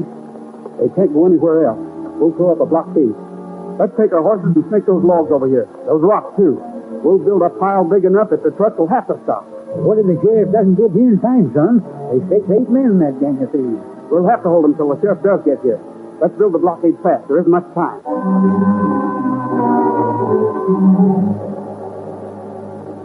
Here they come, Gabby. And the sheriff ain't in sight. I bet you Dale couldn't wake him up. He'll be here. He has to come this way to get to the Davidson ranch. Son, if we can't keep him here, you lose Trigger for good.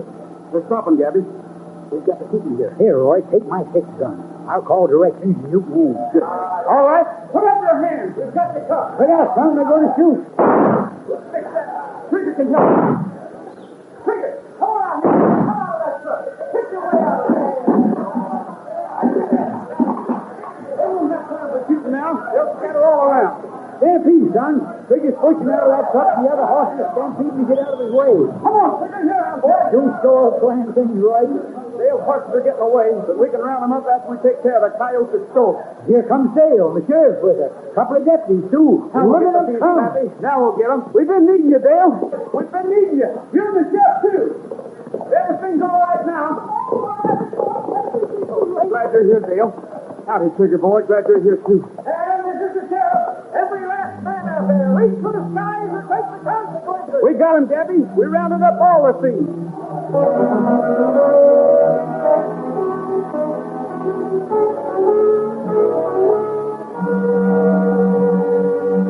Say, folks, did you know this about Roy Rogers?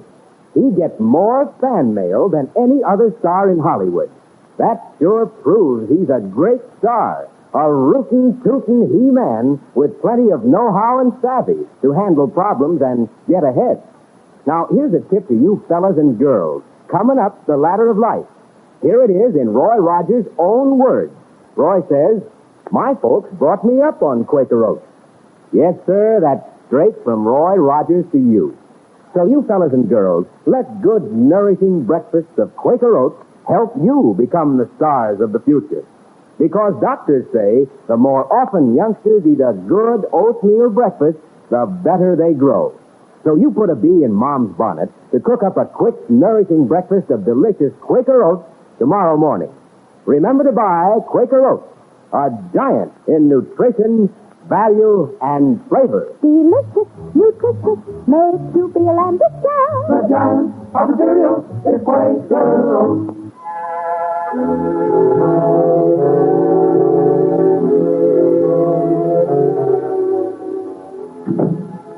Well, we finally got them all. Davidson's in the sheriff's lockup, too. Now, Dale, maybe there's time for you to tell us some news.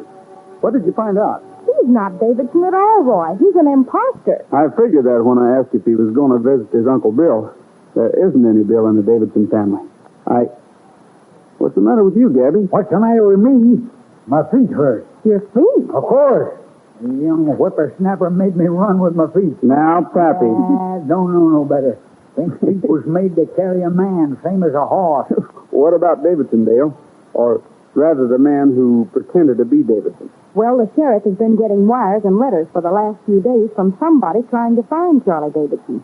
He began to investigate and found out the real Charlie Davidson has been overseas for the government. Overseas? Yes, sir. And this man who claimed to be Davidson is a fellow who roomed with Charlie at college and blamed Charlie when he got kicked out. He was taking revenge then, selling all the stock on the ranch and trying to borrow money on the land. Boy, he was really getting all he could. Yeah, and fast, too, because he knew when the real Charlie Davidson was getting home. He's due next week. How do you like that? Seems funny he was able to get away with it as long as he did. Well, none of us ever knew the real Charlie. And when somebody came in and took over after the old man died, we just accepted him without asking any questions. Yeah, I guess that's the way it happened. Say, Dale, I hear there's a shindig over at Al Helms tomorrow night. There is? Hey, I'm going to that. How about your feet, Gabby? Sure, you said your feet hurt. Hey, now, just a second, you two.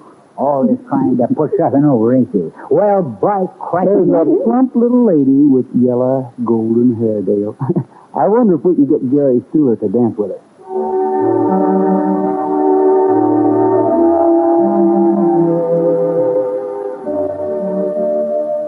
Shucks, buckaroos. My pal Roy is all right. Even he does get rambunctious once in a while. Ain't anybody in the whole world except him could have got them horse thieves slick as he did. Well, now we're going to have some real Western singing. Roy, Coy, Willin, and the riders of the Purple Sage, just everybody's going to join in and let go with... Whoa! Pecos Bill was quite a cowboy down in Texas, and the Western Superman, to say the least. He was the roughest, toughest critter, never known to be a quitter, 'cause he never had no fear of man or beast.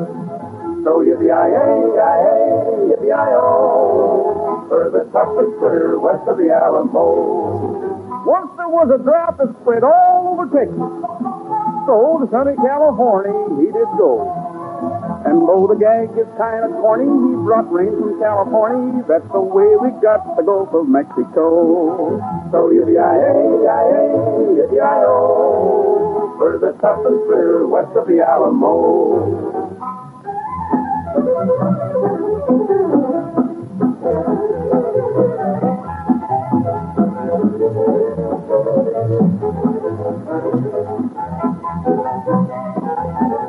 So yippee-yi-yi, yippee-yi-o, for the toughest critter west of the Alamo. Pecos lost his way while traveling on the desert. It was 90 miles across the burning sand. He knew he'd never reach the border if he didn't get some water, so he got a stick and dug the Rio Grande. So yippee-yi-yi, yippee-yi-o, for the toughest critter west of the Alamo. One day Pecos found his favorite dogie missing. The dogie that was nearest to his heart. So then he lassoed all the cattle clean from Texas to Seattle. That's the way the Texas Roundup got its start. So yippee-yi-yi-yi, yippee-yi-o, for the toughest critter west of the Alamo. While the tribe was painted in and did a war dance, they could started shooting up their little game. He gave them redskins such a shake-up that they jumped out of their makeup. That's the way the painted desert got its name. So yippee-yi-yi-yi, yippee-yi-o, for the toughest critter west of the Alamo. While reclining on a cloud high over Texas, with his gun he made the stars evaporate. When Pecos saw the stars declining, he just left one brightly shining as the emblem of the Lone Star Texas State. So yippee-yi-yi-yi, yippee-yi-o, for the toughest critter west of the Alamo. Well, that's all for now, folks. This is Roy Rogers saying to all of you, from all of us, goodbye, good luck, and may the good Lord take a liking to you. See you next week. Don't forget Mother May out of the sunshine and the frown from a rainy day. Quaker Oats, the giant of the cereals, presents the Roy Rogers Show each week at this same hour, with the writers of the Purple Sage, Dale Evans, Gabby Hayes, and the king of the cowboys himself, Republic Pictures' great star in person, Roy Rogers.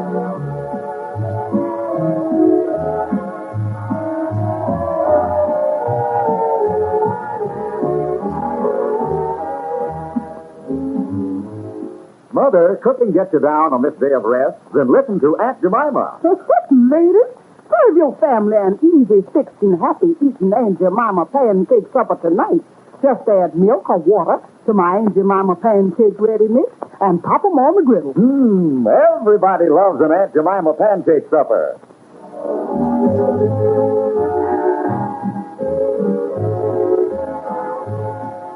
Republic's latest Roy Rogers picture is Nighttime in Nevada. This is Art Ballinger speaking for Quaker Oats, the giant of the cereals. The king of the cowboys, Roy Rogers, brought to you by Quaker Oats, the giant of the cereals. The giant of the cereals is Quaker Oats. The giant of the cereals is Quaker Oats. Delicious, nutritious, makes you feel and understand. The giant of the cereals is Quaker Oats.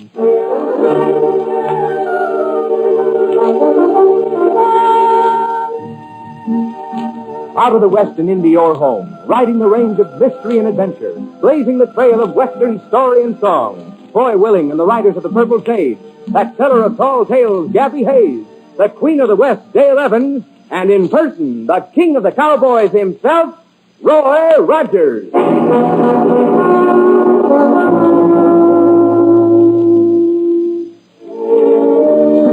howdy, folks. This is Roy Rogers. If you buckaroos like excitement, you've come to the right place to get it, because something mighty exciting happened down our way, and we're going to tell you about it right now. My good old pal Gabby Hayes will start the telling, won't you, Pappy? Sure will, son. Buckaroos, get you some bear grease and plaster down your hair right now, because if you don't, it'll be standing on end before we finish this story. We call it Ghost Town, then. I guess you know about that there ghost town near Paradise Valley. It was a mining community once, but when the mines played out, everybody moved away, and now nothing is there, except a few weather-beaten buildings standing around. Well, a couple days ago, my pal Roy and me rode into Mineral City and wanted to buy some supplies for Roy's Double R Bar Ranch. Easy, Figure. Pappy will tie up here. You start buying the supplies while I hunt the sheriff. You better let me see to the sheriff, son. I know how to handle matters of law. All I want done is a report made that somebody stole the yearling from our herd and left the money out on the porch to pay for it. Yes, the same. Now, wait a minute. And when it comes to buying supplies, well, you're such a sharp bargainer, nobody dare cheat you. Yeah, of course. You're right, son. I better buy the supplies. You see, I'm real cagey, and you get trimmed down like a 25-cent haircut. Howdy, Roy, Daddy. Hi, Dale. Hey, why didn't you say you were coming to town this morning, Dale? Well, I might as well have stayed home for all the good it's done me. I'll go start dickering, son. Right, Pappy. What do you mean, Dale? Well, I came in with one of my riders, Steve Hamilton, to get some groceries for the Circle E, but the general store doesn't seem to have any. No groceries? How come? Somebody broke into the store last night, took half the merchandise, and left money to pay for it on the counters. Left money? Yes, sir. Dale, that's the third time something like this has happened in Paradise Valley. Miss Dale! Miss Dale! Drop your eyes and turn your back. Gabby! What's the matter? Steve Hamilton's coming down the street dressed in a molasses barrel and waving a $20 bill in his teeth. He's what? Well, now calm down. He got almost to the blacksmith's and somebody yanked him from his horse, pulled off his shirt and Levi's and his boots and hat, and then gave him a $20 bill and rode off. Mr. Hawkins, he supplied the molasses barrel. Now, why would anyone do such a thing to Steve? Dale, some dude may think he's having a lot of fun taking our cattle and groceries and ripping the clothes off the men. But it's no fun for us, and we better put a stop to the whole thing right now. Steve's walking. He's holding the sticky molasses barrel up with one hand and leading his horse with the t'other. Gabby, bring him around to the back entrance of the dry goods store. Dale and I will meet him there with some new clothes. Sure thing, Roy. We'll find out what these hombres look like and ride out after them. This business has gone past funny stage. The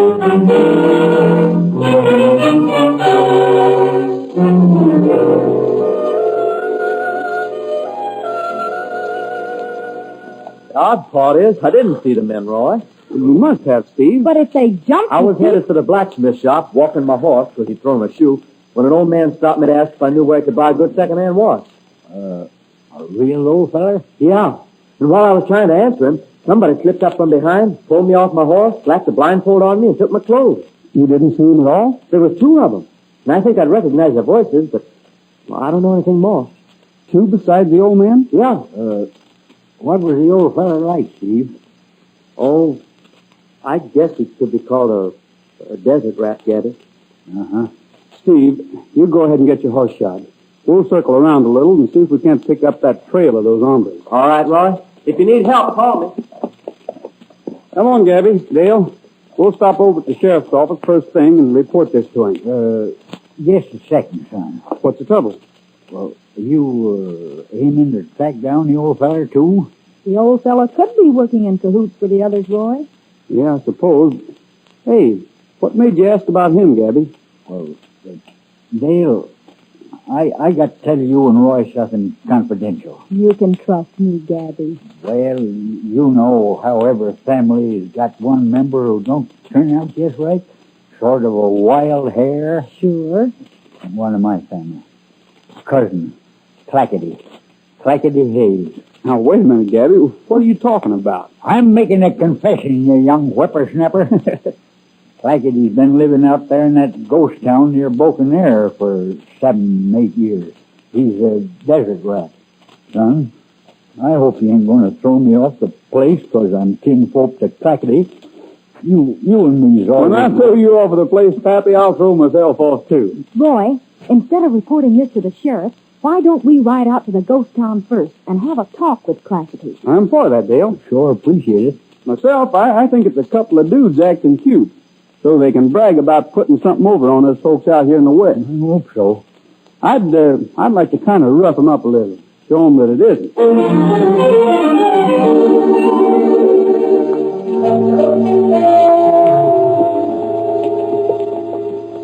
Dale, ever notice where the ghost town has been built? You mean the way it's walled in by mountains? Fit right down in a sort of a nest. And the only way of getting to it is that narrow trail. Hey, somebody's coming through the pass from the ghost town. Sure enough. Keep out of sight.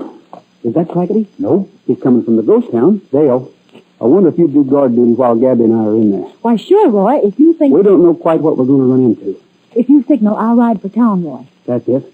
I know you're anxious to get back to your ranch, so if we don't signal within a few minutes, you go ahead. Maybe you can catch up with Steve before he leaves. Sure. Come on, Gabby. Let's find out what kind of people have moved into Ghost Town.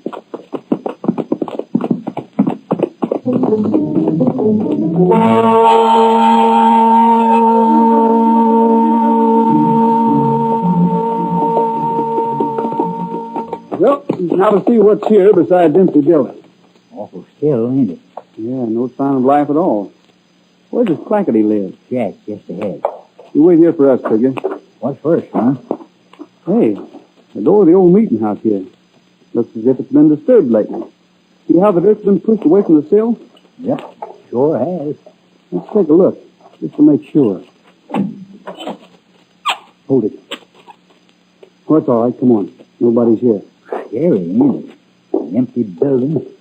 Look, there's the groceries that were stolen. Yeah. It took more than 1 or 2 men to carry all these away, Gabby. Must be quite a population in our ghost town. What are these things? Clothes of some sort. Prison uniforms. That's what they are. See here, numbers stenciled across the tops. These are uniforms convicts wear in the state penitentiary. No, it appears Claggety's got himself in bad company, don't it, son? Well, hey, there was a break at the penitentiary across the state line about a month ago. 8 convicts got out. Never did hear whether they caught them or not. Maybe we better... They might be holed up here, Gabby. That'd explain why they're stealing stuff, especially food and clothing. They'd need eats, and they'd have to get rid of their prison uniforms. Son, through the back window. What? Horses. That means we're not alone. If they had left, they'd have ridden their horses out. Pappy, come on. We're hightailing for the sheriff's office. All right, reach for the skies. Both of you. We'll teach you to come snooping around our layout. Let's rush them, Gabby. They got guns. We can't let them get free. We got the old guy. Help Blackie with the young one. Blackie, stick handles. You'll need help before it's through. That'll take care of him for now. Ed, Blackie, get some rope. Tie him up and throw him in that empty shack. We'll decide what to do with them after we find out who's responsible for letting them get through the pass.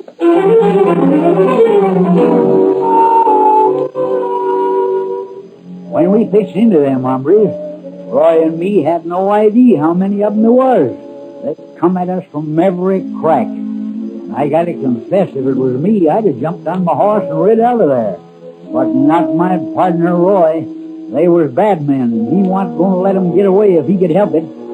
They whipped us that first round, but if you think that's the end of this story, you got another thing coming. You listen and see right after we have a little meeting on a subject that's next to Roy's heart.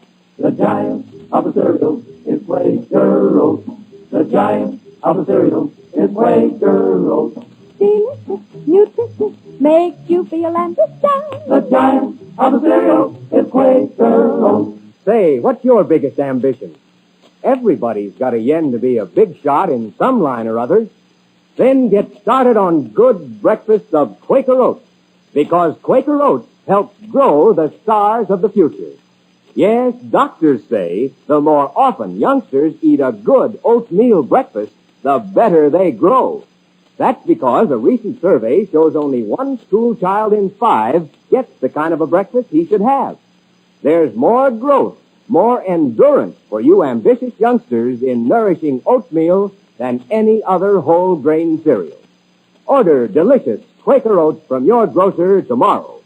Still less than a penny a serving. Delicious, nutritious, makes you feel ambitious. The giant of the cereal is Quaker Oats.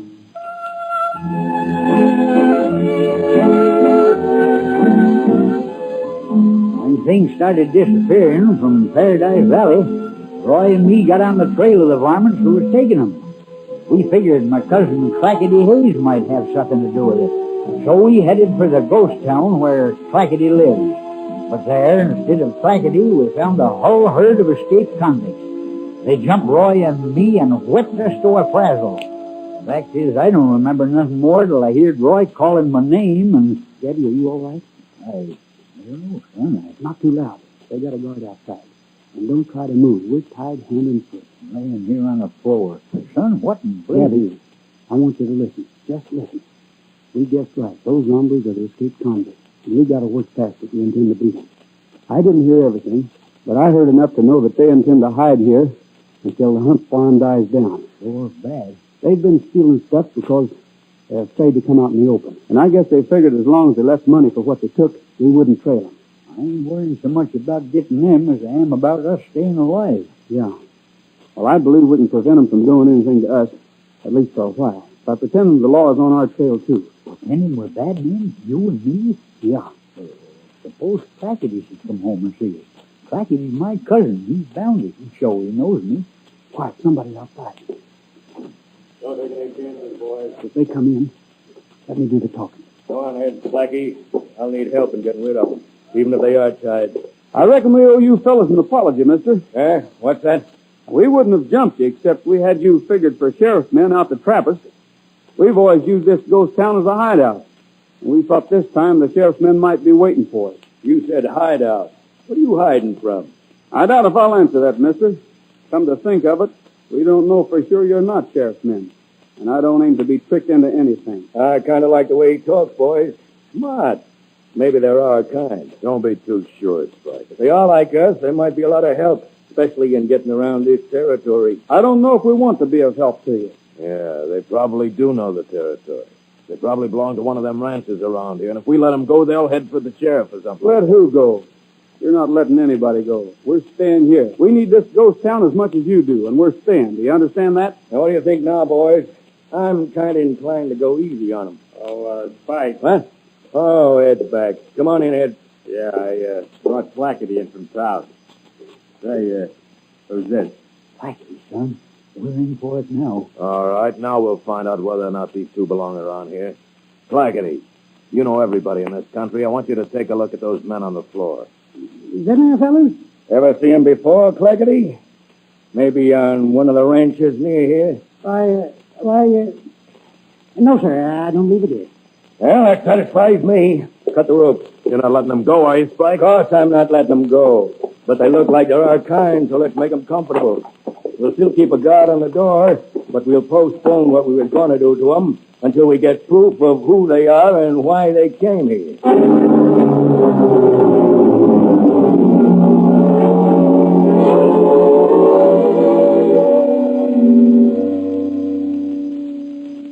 Getting dark outside. Yeah. Can't figure that Clackety.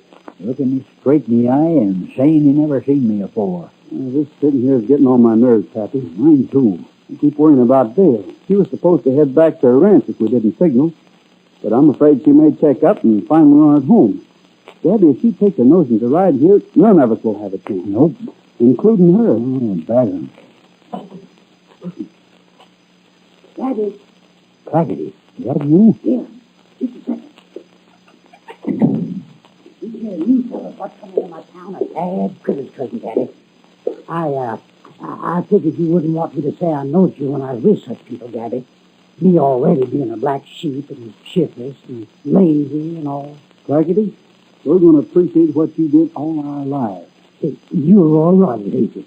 I recognized you when I was here before, and I knowed how nice you sing, and I thought I'd get hungry for singing out here alone. I brung along my guitar. See? Well, I'm afraid singing might be against the rules here, Clackety. Oh, they don't care. He's about me, and he seen me come in. They always let me sing, as long as they don't get too loud. Well, say, you might have an idea there, Clackety. If I was to do a little yodeling and Dale was anywhere near, she'd think we were safe, son, and wouldn't try to come in. That's what I was thinking. Clackety, we will have music. Awful, I say you. Sure enjoy it. Just an echo in the valley, but it brings back sweet memories of you. Can't you hear it through the twilight? What's going on here? They're signaling to somebody on the outside. Give me the guitar and be quick about it. No, the guitar is mine, boys. Don't bust it. This ain't his fault. I asked it to sing. Sure it is. Why would I want to give anybody a signal? We're hiding out. Oh, this ain't his fault. I asked him to sing. You sure? Well, Ed was outside the garden. He told me it was all right. Oh, well, that's different. Forget it. But no more singing, understand? Come on, boys. I reckon he wasn't trying to pull anything. Listen, an answer. Somebody's answering his signal. Dale, son. We better get out of here. Posse will be heading this way. How about these two? I reckon we'll take care of ourselves right now. Get away from them, Spike. There isn't time to fight. Run. We want out of here. We'll be back for you. He's turning. He's getting away. Hey, Blackie, let's go. They signal to somebody. We can't let him go, Gabby. We've got to keep him here until we reach the sheriff. How are we going to do that, Roy? I'll keep him. Trigger boy. Stampede those horses and run them out of here. Right through the pass all the way, boy. That's it, Trigger. That's it, boy. Maybe we can sneak out now. We're not leaving until we can take these convicts with us. Get them, boys. That little horse is his way up that southern drainage, but we can take care of him. Yeah. Roy, they're coming back. Here, let's work out while we can. They fixed us so we can't get away. Excuse me, please. Reckon if nobody wants to get shot, they'll put their hands in the air. Hey, what's going on here? I got a gun on you. That there fellow's a kin of mine, and I'm going to see you don't hurt him. Or his friend, another. His friend is Roy Rogers. Why, Roy Rogers? Hey, I borrowed this here gun here from one of them while we were sleeping, Daddy. Thought it might come in handy. Nice work, Clackety. Want to hand the gun to me? Be a pleasure. You and Gabby can lift theirs out of their belts. The fellow we saw leaving when he was riding in. What? There he is. He's coming through the pass, and he's got a gun. Oh, that was close. He shot that pistol right out of your hand, Hey, son. his gun's gone. There, he got his gun with that shot. Yeah, let's finish him this time. We fooled around so long. Yeah, I'm all for that. Hey, a posse! A posse is coming down the trail. Look, they was bringing a posse. Yeah, Spike. Let's get these two first. Let's put them out of the way. Hey, get his gun, Gabby, while I try to take care of the other. Here it is, son. I got the gun. All right, up with your hands. Up with your hands. I sure am, Dale. But you and the sheriff are about the most welcome sight a man ever saw. I'll take over, Roy. Keep those hands up, boys. Hey, Bird, get the gun. This is a mighty good haul, Roy. There's been a 5-state search for these fellas. Been going on over a month. I sure thought we was goners. You can thank Dale that we're not, Gabby. Well, it was just luck we came, Roy. When I found out you hadn't gotten home this afternoon, I went down to tell the sheriff about everything. He was the one who thought we ought to head out this way. Well, I did a little yodel, though, so you'd think that everything was okay. Sure, but right afterwards, we heard Trigger whinnying and running around. Then we saw the other horses come galloping through the pass without riders. That spelled trouble to us, so we decided to rush in here and see. And lucky for us, you did, too. Mighty lucky.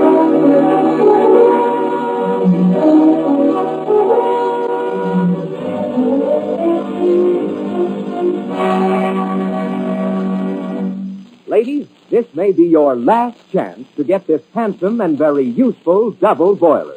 Modern, streamlined, of finest quality, heavy-gauge aluminum. It's highly polished, really beautiful, so practical you'll use it day after day for years. Friends, we're proud to offer you this fine, modern double boiler. It's made by one of America's old, reliable manufacturers of aluminum ware. Its quality is guaranteed by the Quaker Oats Company. The bottom section of heavy 18-gauge aluminum has a big 2-quart capacity. The inset is a full 1.25 size. The cover fits both sections, so you can use each section as a separate saucepan. And listen, normal value of this new heavy-gauge aluminum double boiler is $2.50. Normal value, $2.50. But if you send immediately, you can get yours for only $1.25 and one Quaker or Mother's Oats trademark. That means a saving of 1/2. You save $1.25. Send at once. Here's all you have to do. Mail your name and address, $1.25, only $1.25, and one Quaker or Mother's Oats trademark to Double Boiler, Box 6166, Chicago 77. Hurry! Supplies are very limited. This may be your last chance. Just put your name and address in a letter, together with only $1.25 and one trademark from a package of either Quaker or Mother's Oats. Address, Double Boiler, Box 6166, Chicago 77.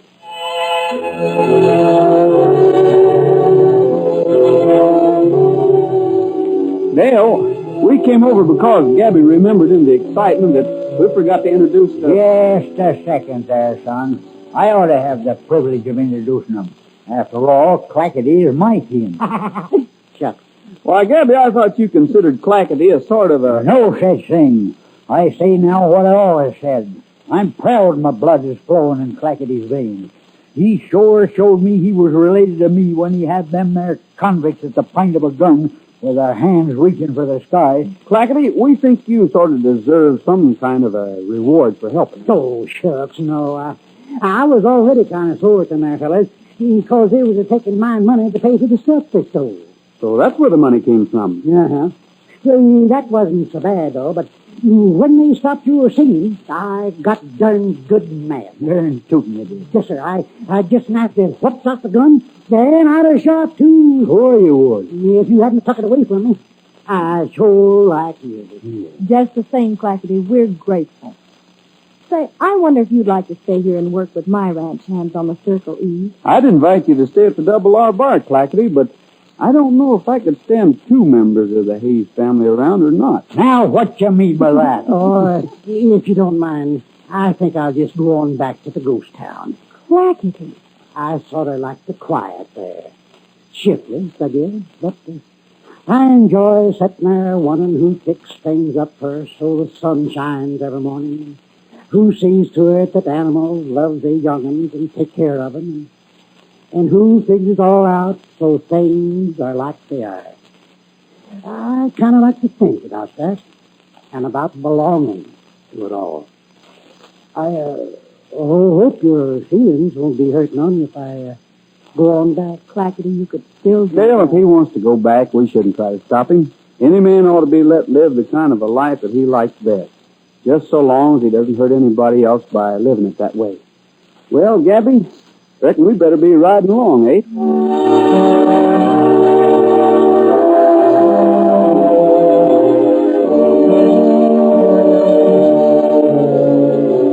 You're a wise feller, my partner, Roy. Brave feller, too. Want for him, then convicts might still be running around the country hurting folks. But they sure ain't. Got 'em locked up tighter than a vinegar barrel.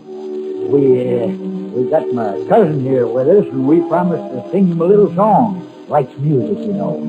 Roy and Dale, Foy Willing, the writers of the Purple Sage, everybody's going to join in, except you and me and my cousin Clackety, of course. We just listen.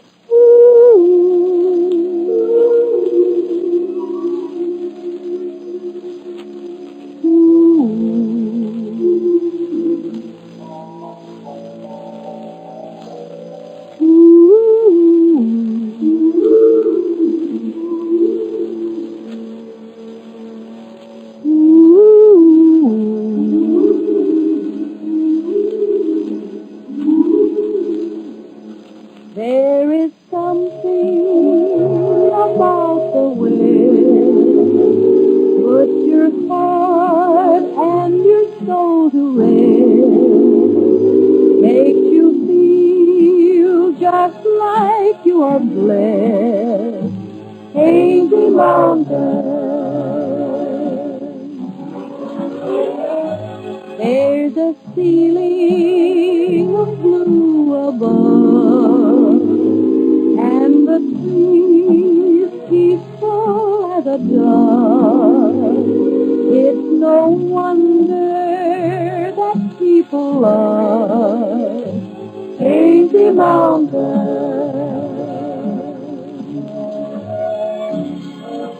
All of us travel much too fast, getting ourselves alone. Just go to the mountains and gaze in the haze. You'll discover you're wrong.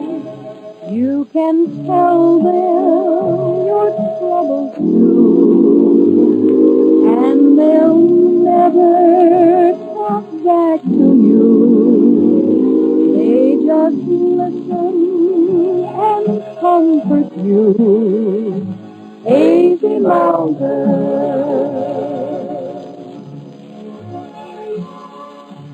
All of us travel much too fast, getting ourselves alone.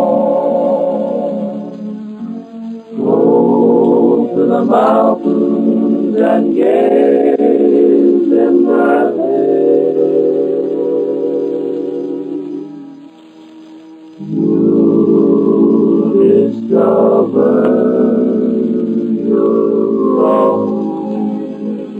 You can tell them your troubles too, and they'll never talk back to you.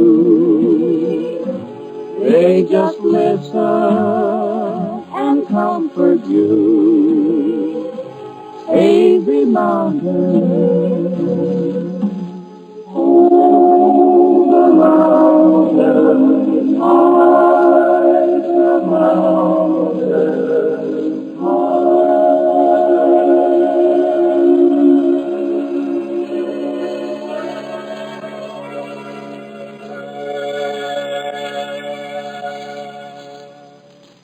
Well, that's all for now, folks.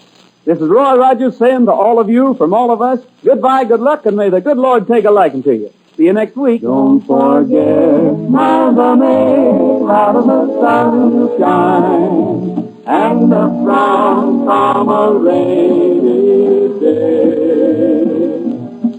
Quaker Oats, the giant of the cereals, presents the Roy Rogers Show each week at this same hour, with the writers of the Purple Sage, Dale Evans, Gabby Hayes, and the king of the cowboys himself, Republic Pictures' great star in person, Roy Rogers.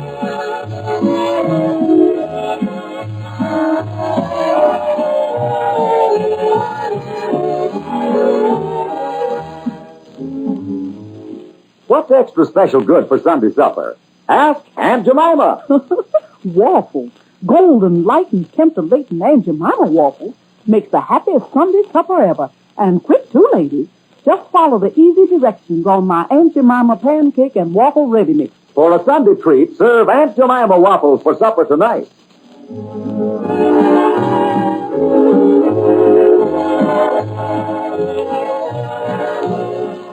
Republic's latest Roy Rogers picture is Nighttime in Nevada. This is Art Ballinger speaking for Quaker Oats, the giant of the cereals.